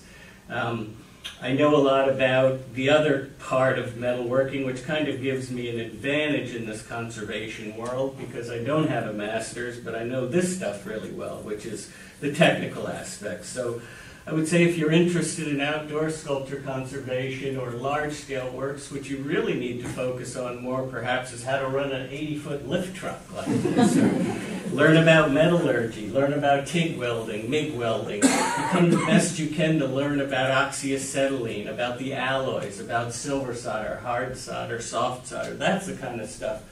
But you do really have to talk to a lot of curators too. So the art history aspect is ongoing for me, and it's fascinating. What's that called? My minor in college was art history. So art history is really important too. So I would urge that's a very important component. But Of course, as I started to work with monuments, well, you work with metals. What are most monuments? They're also half stone. So the material science, I worked with ceramic a lot, so the material science of stone conservation is very similar to the material science of ceramics. So I had that background. I attend every seminar I can. I went to an intensive stone workshop. Restore was the group out of Manhattan at Colonial, Williamsburg, to get the foundation for the stone work, because it's not really what I'm trained in, but stone is really scary in the conservation world because it's irreversible. I think of everything else. Metal, you can always do something to it. You can take off what you did, you can weld. Stone, pretty irreversible. There can be very harmful things done. So about 40% of my work is stone at this point. I'll run through some of these quickly just to show you some of the technical aspects of what I do. So that's Jeb Stewart, and he's there on Stewart Circle, and see he's been let go and he's going all green. There are remnants of that beautiful kind of yellow ochre patina that was applied and intended. There's a lacquer finish that's breaking down. Unfortunately, this is owned by the city of Richmond, and they don't take care of their statues, so they're letting them go. And this will become very green. Right now, private funds are being raised maybe to do something about this. Jefferson Davis, it's hard, you know, it's the subject material, Confederate generals, presidents, all that, it's really hard. But they're important historical objects, of course, so it's a very difficult situation to get involved with. But I'm right in the middle of it all the time. So this is showing you the deterioration of Jefferson Davis, owned by the city of Richmond. Now, the difference is, this would be a very well cared for plaque in Hanover County that I did 14 years ago and lacquered, and it's held up quite well. This is Stonewall Jackson right there at Boulevard and Monument Avenue. And about 12 years ago, at no cost to the city of Richmond, I did a treatment just to get interest that they would do something about these statues. So that's kind of an idea to show you as the corrosion's trying to take over. These were done in the 80s.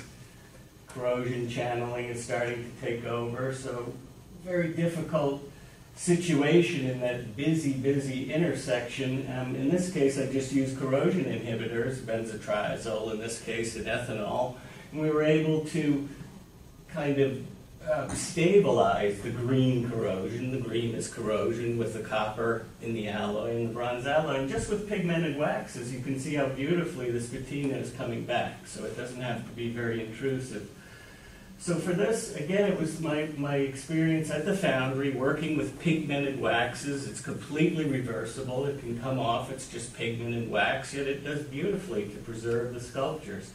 Jeb Stewart, unfortunately, is too far gone for this kind of treatment. There he is pretty much after the treatment.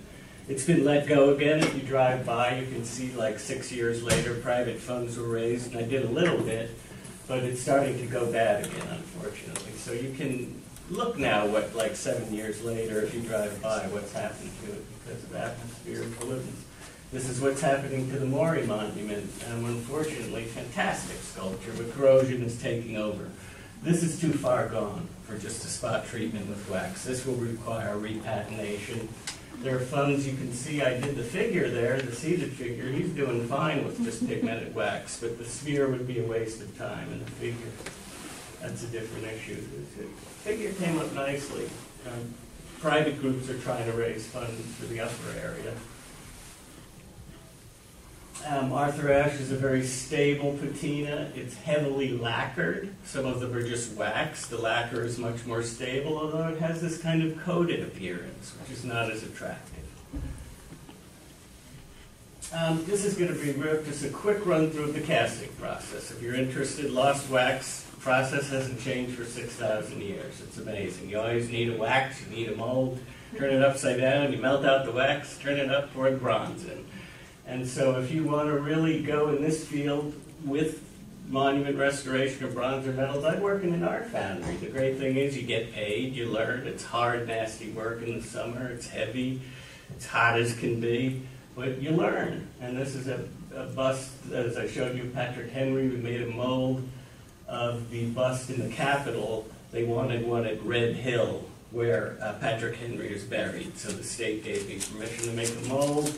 Here you see it being fired in the kiln, pouring. You know, become great at a metallurgist, learn to pour metal really well. Very in demand, all these skills still. There are a lot of art foundries. You'd be kind of amazed how many. There's the raw casting encased in the mold material. There's a partial. They're always cast hollow, so the welded, there's where the welder comes in, put on the shoulder cap, do a little brain surgery on the head there with the head cap. Gets welded to the base. They're always cast separately. You can't cast really big things at once because they don't really come out well. So here he is in the raw metal at the bronze, and this is a patina. With a blowtorch, we do a controlled chemical process. Again, we can turn the bronze blue, pink, purple, whatever you want.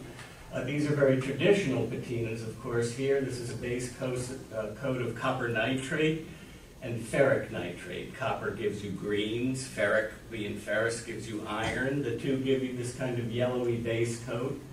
It's a controlled chemical reaction with the copper and the bronze, starting to go this beautiful rich brown color.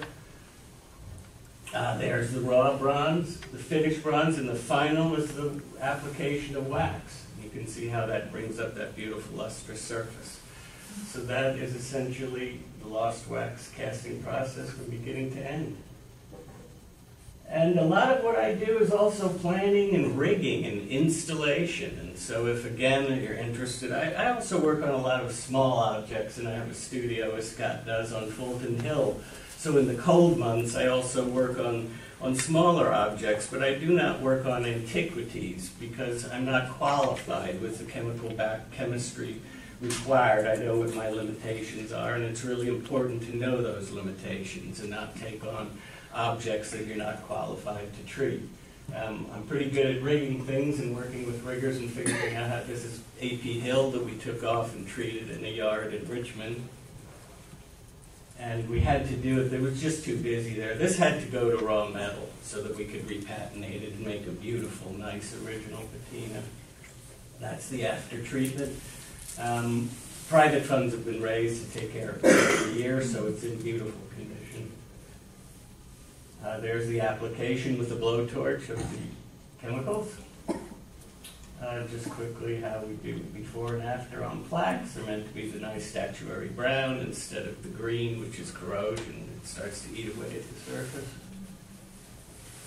And Robert E. Lee is owned by the Commonwealth of Virginia as opposed to the city of Richmond, and they like to take care of their statues really well. So that's why it has this beautiful statuary brown finish, and it's well preserved. Make any political comment on either side. It's just nice when the statues are well taken care of because you can see how wonderful that looks. Had a lot of structural repairs and issues. We scaffolded it. And big cracks on the tail, welded repairs, all kinds of problems like this. And 7 stories of scaffolding, and you get the privilege to take the corny shot of the head rubber to do this kind of work. So that's the kind of stuff I do. Plaque was heaving off on the top. We took it off. The stars screw off. Took this huge plaque off and flattened it and put it back on there. And there he is, all gleaming, all finished with the plaque, and I think to the left. So these are Gettysburg, where they put this hot wax treatment. I don't get these very dark, black, muddy surfaces that I'm not really in favor of. I think that the brown lead patina is much more attractive. Won't go off on a tangent on that. There are the final ones with that. And this is the Washington Monument on Capitol Square, which is owned by the Commonwealth of Virginia and is beautifully cared for and has this terrific patina. So that's all for keeping great patinas. So thanks for your time.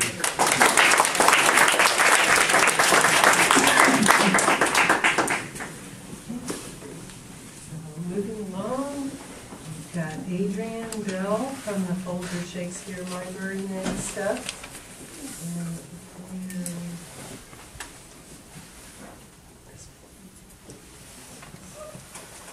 There we go. Okay, so mine is just a series of before and after images. They're just going to scroll in the background while I talk. If there's anything that you guys see, shout out, and I'll try to explain what happened. I don't have any business cards with me. The Folger has not yet printed them. So if you're interested, probably the best way to get a hold of me is to Google Bell Booking Conservation, and I promise I pop right up. Also, if you're interested in some other images of my work, Bell Booking Conservation has a portfolio portion of it too. There's a little bit of repeat between the slideshow and the website, but I tried to keep that restrained because this one actually gives me more flexibility. So a common theme across all of us is we kind of fell into what we're doing. I fall into that category as well. Is that coming through clearly? Because it looks really dark. It's a little dark. It's a red cover. Yeah, it's an orange cover. And I'm going to apologize for the background on some of these. I did not have control over that color choice. They thought that red would make the images pop, and all you can see is red.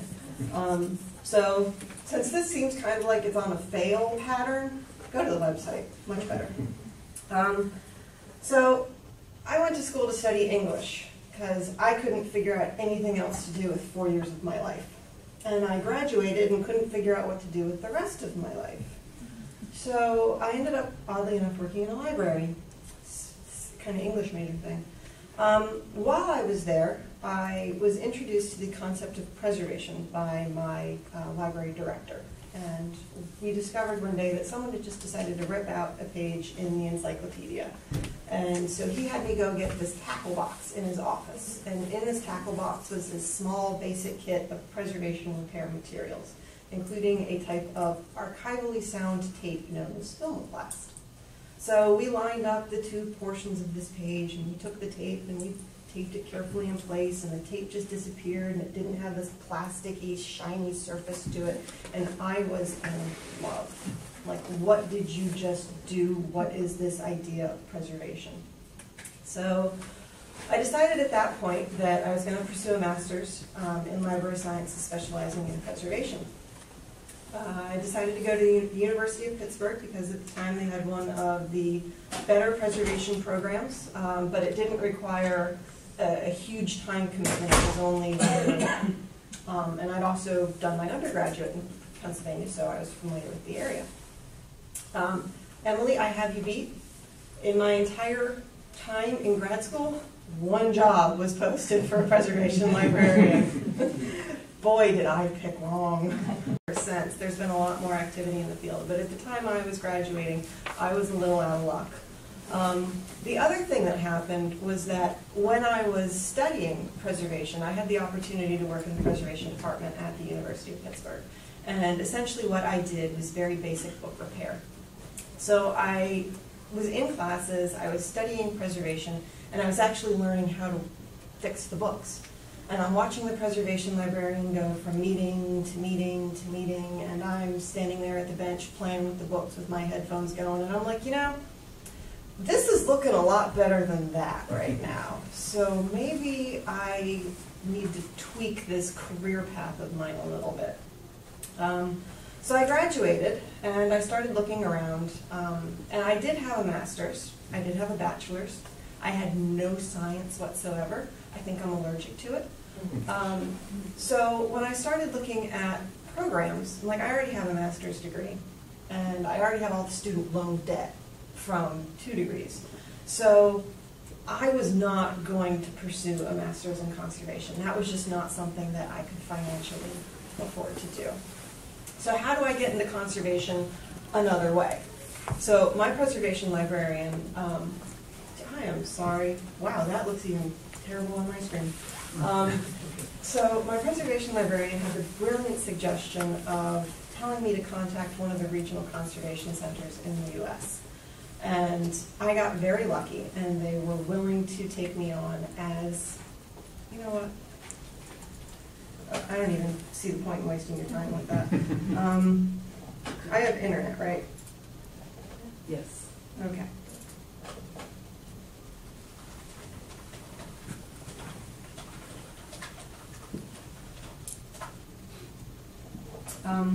So this is my portfolio website, and to echo a number of people, if you want to get into conservation, you need a portfolio. Essentially what it does is it just lets people evaluate some of the things that you've worked on, what your hand skills are like. In the old days, it was pictures. Sometimes you bring an original artifact with you. Most of the time now, you're seeing them presented electronically like this. So I'm going to have to actually like scroll through stuff here because this isn't automated. So I got very lucky, and the Conservation Center was willing to hire me.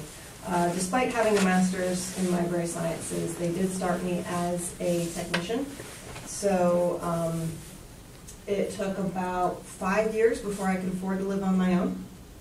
That is a note to yourself. Conservation is not a field you will get rich in. It's not a field you will get famous in. It is a field where you will find a lot of personal satisfaction in what you're doing. So this is a vellum binding that came to us. It had been severely mold damaged. So I'm just going to automate clicking through this while I talk. So I was at the Regional Conservation Center for 8 years total. And during my time there, I started as a conservation technician, as I indicated. They found that my preservation background was of use to them in that they started having me do a lot of preservation fieldwork with clients. So I did a lot of client interactions. I would go on site and actually evaluate collections materials, give advice for housing, environment, disaster activities. I also was spending concentrated time at the bench, learning how to actually do conservation treatments. So by the time I left, I had advanced to an associate book conservator specializing in rare books. So I am primarily what's known in the field as a bench conservator. That is how I was trained. I also was very lucky in that my institution, or my academic, the Regional Conservation Center was willing to allow me to pursue 2 different professional internships during my time in their employment. The first one that I did was in 2010, and that was with Johns Hopkins University, and I was there for 4 months. The second one that I did was with the Folger Shakespeare Library in 2011, and again, I was there for 4 months. The internships were invaluable in that when you work in one particular setting with a known group of people, you begin to know what everyone's thinking. You develop as many skills as you possibly can, but the mentality behind the skills, the way that you apply them, it becomes kind of a consistent. You know how each other thinks, basically. Whereas when you take yourself to a new institution, you start to learn how other people think. And how other people think can really help you learn new ways of thinking yourself.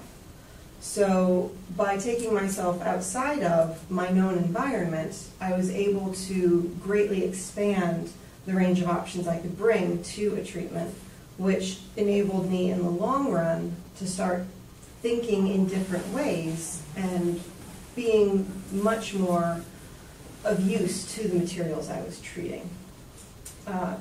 One of the things that I've been thinking as I've been listening to everyone talk is conservators acknowledge that we're here for the items. You know, the purpose of what we do is what we're working on. So you end up pursuing new knowledge, not for your own gratification, but because it allows you to bring it to the things that you're working on, to enable these materials to be available 500 years from now. When, you know, a former presenter was talking about you start taking a long view, conservators think in 500 years. You know, if we're not working with a material that's tested the last 500 years, we're concerned. You know, is this going to be good enough? The flip side of that is that we know that there's a strong chance that the technology that we're using is going to change in the next 10 to 15 years. You know, as was discussed earlier, linings that were done to paintings, now we know that's something we would not do. We're seeing the damage that that caused.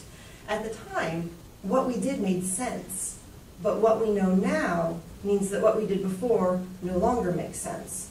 So you find yourself in this odd dichotomy of you're always expecting someone to come back and redo what you've done.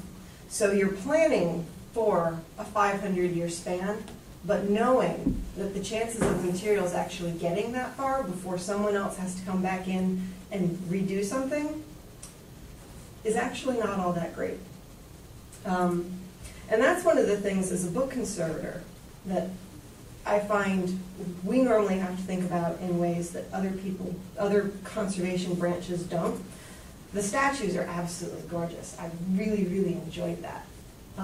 You know, the paintings, all of the things that go on exhibit. Beautiful work. It's fascinating, it's precise. Books are made to be interacted with. The whole purpose of everything that I do when I repair a book is to make it usable again.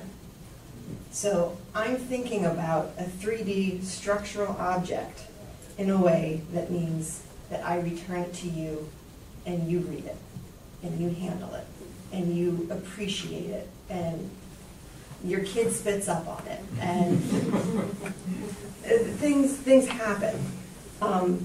So we walk a fine line sometimes as book conservators in between what we can do to retain as much of the original and whether retaining as much of the original means returning it to the item, or perhaps finding another way of keeping it that means that it's not reattached to the book. So my apologies. I got a little disjointed with the fact that the PowerPoint presentation was not nearly as successful as I wanted it to be, and I have to run. But if anyone has any questions for me, or if anyone wants to spend any further time exploring through the website, feel free. I am definitely available and I'm willing to talk. So thank you all very much, and I hope my babbling was at least somewhat useful.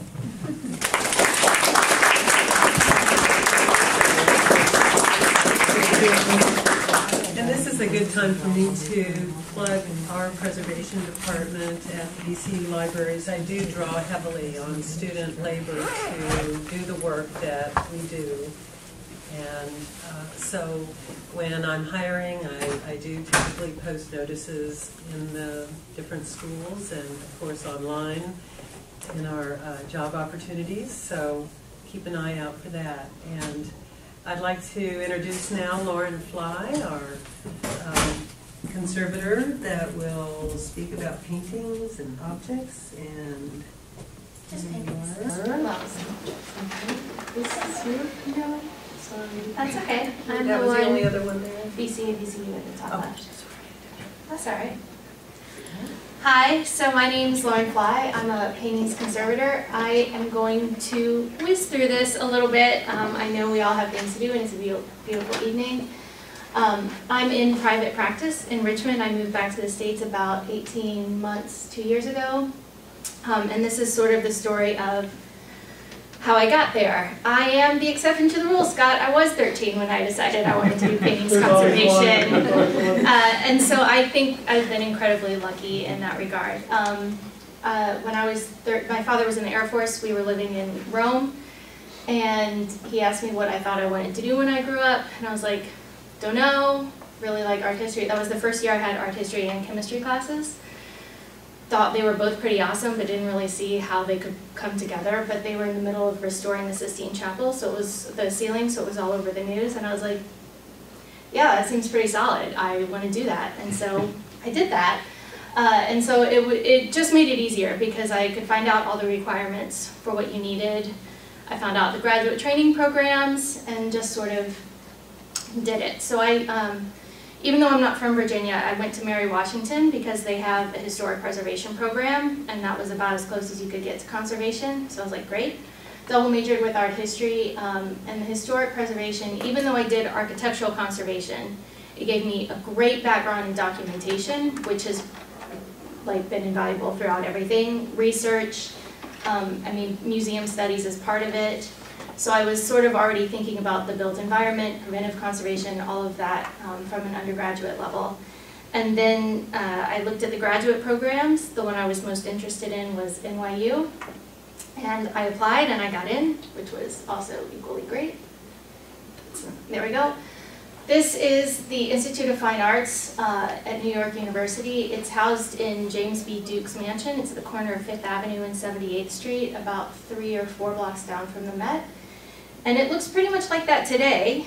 It's hard to get such a big shot of it. There we go. And so this is where we have our art history programs. NYU is unique in that you get a master's in art history. It's a dual degree and a conservation certificate. So this is where we had our art history classes. And then NYU is the oldest conservation training program. It began in 1960. And so Robert Venturi was doing other renovations of the Duke House at that time, and they put conservation labs in the basement, which is not ideal for conservation. But they quickly outgrew that space anyway.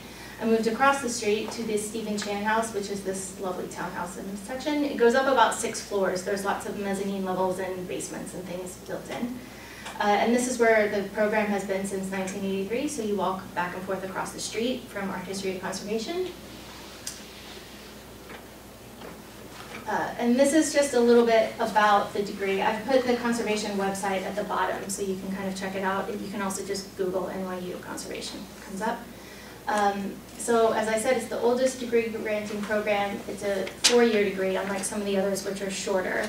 But when you think about doing a master's in art history and conservation in 3 years and then having a 4th-year internship, you're still pretty pressed for time.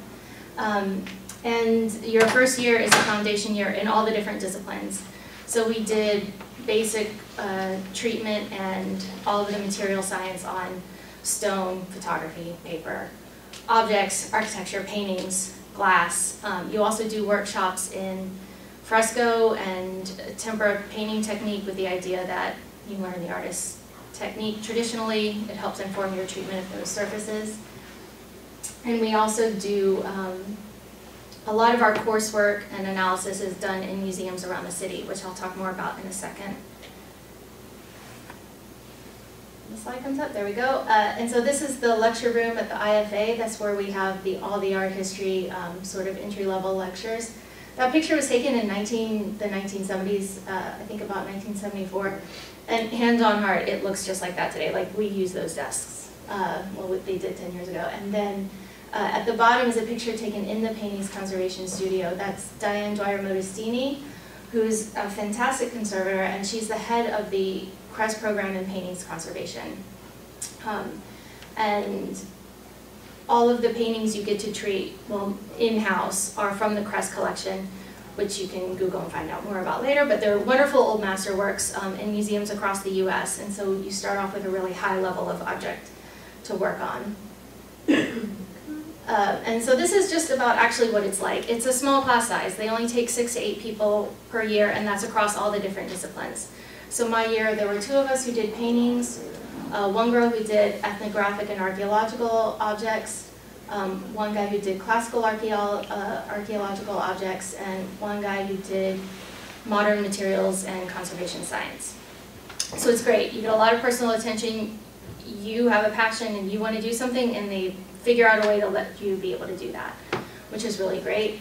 Yeah, you're in New York, so I don't really need to push that much harder. It's a great opportunity. You're working in the museums, in the private collections, touring, you get to go out in the city. It's fantastic. There's tons of visiting conservators and scholars who come internationally through the city, and they always stop by one of the museums or the conservation center for more talks, workshops, all that good stuff. You can do your summer jobs and internships in the city if you want. I did 1 summer internship at Russ and Levinson, which is a private paintings conservation studio. I did a summer and a half in Nantucket at a historic house. I did a summer in Florence working on a textile at a villa that NYU owns, so that was also pretty great. And if you want to go abroad, there's tons of support for that. And in terms of funding, I know their funding structure has changed slightly since I was there, but it was fully funded, which is huge. Everything, like NYU is not cheap, so your tuition's covered, maintenance. They give you a stipend to buy books so you can make your own personal research. library, there's travel awards, research awards. That's also something you should look into. Also, there is no prerequisite for conservation experience and requirements, and NYU is unique in this. And their philosophy is that they want people from a variety of backgrounds because it adds to the diversity and interest within the profession. I had already taken organic chemistry in college because I knew you needed that, and they do still want the chemistry, but they're kind of willing to work with you while you get it. So that's something to consider. This was my class, and so you can see it's small, like that's it. You get to be really close with each other, and each year there's only that many people coming in. The year below me was 6 girls, and 5 of them did paper. So it really depends year to year, the makeup of everything, but that's sort of part of the fun, and we're all still in touch, which is great. And these are just some of the things I worked on. So on the left, your left, is the first painting I ever worked on, which is Bishop St. Blessing by Taddeo Di Bartolo. I also have always been interested in textiles and thought that would really help. As a paintings conservator, you know, canvas is a textile. And so I took the advanced textiles class and worked on that tapestry in Florence and also this sampler. The top right is when I was in Nantucket for the summer working on a painted architectural faux finish. And then I also did a wallpaper project at Van Cortlandt House in the Bronx, and that was us in the lab. Then after I finished up all my work in New York, I went to Scotland. That was the summer of 2005, and I was there for the summer working at the National Galleries of Scotland, which was a great experience. There are 5 related properties, all different disciplines, so Old Masters, Modern and Contemporary, Portraiture. So you get to kind of run around the city working on a bunch of different kinds of things. They have a huge exhibition schedule. So it was a lot of installation and de-installation, which is also great museum experience. And I helped prepare a loan of more than 200 paintings that was going on tour in Japan for 2 years. So that was great experience with sort of packing, transport, that sort of thing. And I did some treatment related to that. And this was the Boudin I treated, which was a nice little, French impressionist. And then I had chosen this as another in the air shot because I was on my way to England. Much like the only place I wanted to go to college was Mary Washington, the only place I wanted to go to grad school was NYU. The only place I wanted to do my 4th year internship is a place called the Hamilton Car, which is in Cambridge. And I was very lucky, and I got in. And so I spent, this is me in front of my college at Cambridge, which was Trinity College. I started off just doing a year at the Hamilton Car, where you also get a postgraduate diploma in paintings conservation. And when you're an intern there, you can join into college. And I was like, yeah, I'll take the Oxford experience for a year, which was great. I liked it so much I stayed a 2nd year. And while I was, I should talk about the Hamilton Car. Sorry, I know I'm talking really fast. But this was Trinity Great Court, so you walk through this every day. This is where I lived for 2 years. It was awesome. That's where they did Chariots of Fire, in case you know that movie. And this is the Hamilton Car Institute. Hamilton Car was an MP for Cambridge, and this was his house, and they turned it into the Paintings Conservation Department of the Fitzwilliam Museum.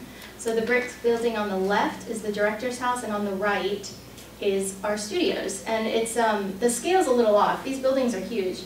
And so this right here is the old orangery, which they turned into a studio, as you do. And then there's more studios in the top level, and then sort of labs and photography studios throughout everywhere else. And the Hamilton Car is also an educational program, so it functions half as a private commercial studio.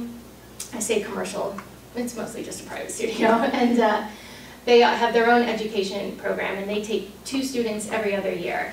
So it's, again, a very small staff of people, and then interns rotating throughout.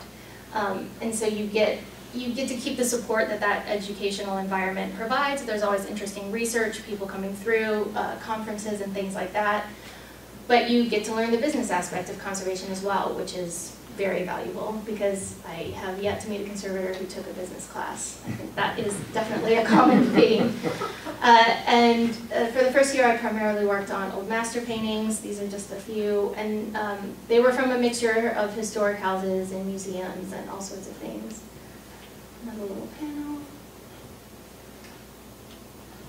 Oh, and this, I'm going to stay on the way for a second, because for my second year I was awarded a CREST Fellowship, which are for Americans working in Europe.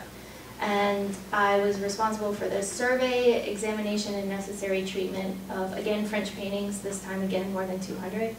And so this was just a nice buoy I got to treat as part of that. And so I was in the museum all the time. Again, it was this sort of balance of museum work and private. I also worked on some non-traditional things. Conservation is not always glamorous, and mold removal is at the top of the list of the not glamorous things.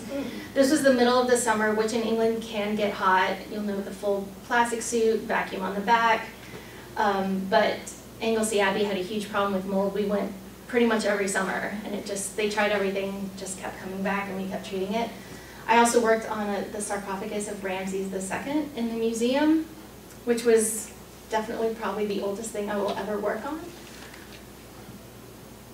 And we had an ongoing relationship with Canterbury Cathedral, where we worked on the tomb of the Black Prince, which is, so this is sort of his his tomb and everything over here, and above it was built a tester out of wood. It was polychromed. But we had to build scaffolding, and for scale, this is Lucy, who's about as tall as I am. So you can see this ceiling of the scaffolding comes about to her neck, and this is the floor. We sat on like kids' beans bags for a summer, consolidating, but it was a beautiful setting, and it's a great object, so worth it in the end. Also strangely hot. And the Hamilton car has just such a great collection of things that we work on. This is Thorn and Parva, which is just a little, you can see population 50. Little village, but they have the oldest surviving intact medieval altarpiece in England. And the HKI had finished treating it, I think about a year before I got there, and we would go for periodic checks. So you also did site work, which is great. We worked in castles, villages, historic houses, all over the place. And we took, I think, study trips. So we had one Friday a month that we were given. They funded us just to go down to, they were called London Days. We just went down to London, went to the museums, visited conservation labs, and then once a year there's a bigger trip. We went to Poland. So we spent a week and a half, I think, in Krakow, Warsaw, and Drin, where they also have the training program. So sort of behind the scene access there. This is the benefit of being in Europe. Everything's like an hour and a half plane flight away. Oh yeah, and so then I stayed working freelance in London and Cambridge for about another 18 months or 2 years. And by then the English visas were starting to become bothersome, and there was a great job advertised in the Netherlands for the Dutch State Collection. And I applied, and I got it, and I went. And so then I was in Amsterdam for 4 years, working for the Dutch State Collection, and then a private studio, where I think the next slide is going to be something we worked on there. Yep, just a nice painting, which was from the Orientalist Museum in Doha in Qatar. So we went a month to Doha and spent that on site working in the museum. And then I also started my own studio in Amsterdam. And this is just one of the little things I worked on there. This looks like I only work on old masters, which is definitely not the case, but for whatever reason, all of my modern and contemporary documentation is built into the report and thus not easily placed inside a slideshow. And then I have one more slide from Doha. Yeah, obligatory camel shot, and this sort of team working in Doha, which was a really amazing place. Such an interesting time to be there when they're sort of doing all this great work with the Qatar Museum Authority and the Museum of Islamic Art. It's, I think, really a unique place right now. And that's it. Oh, and so then I moved back to the States. And now I'm in Richmond. And this is my website and contact information. I would love to chat more. This was, I know, a very brief skimming overview without probably too much detail work. But you can get to me through any of these ways. I also have business cards at the front, and I'd be happy to answer questions if you have any. Okay.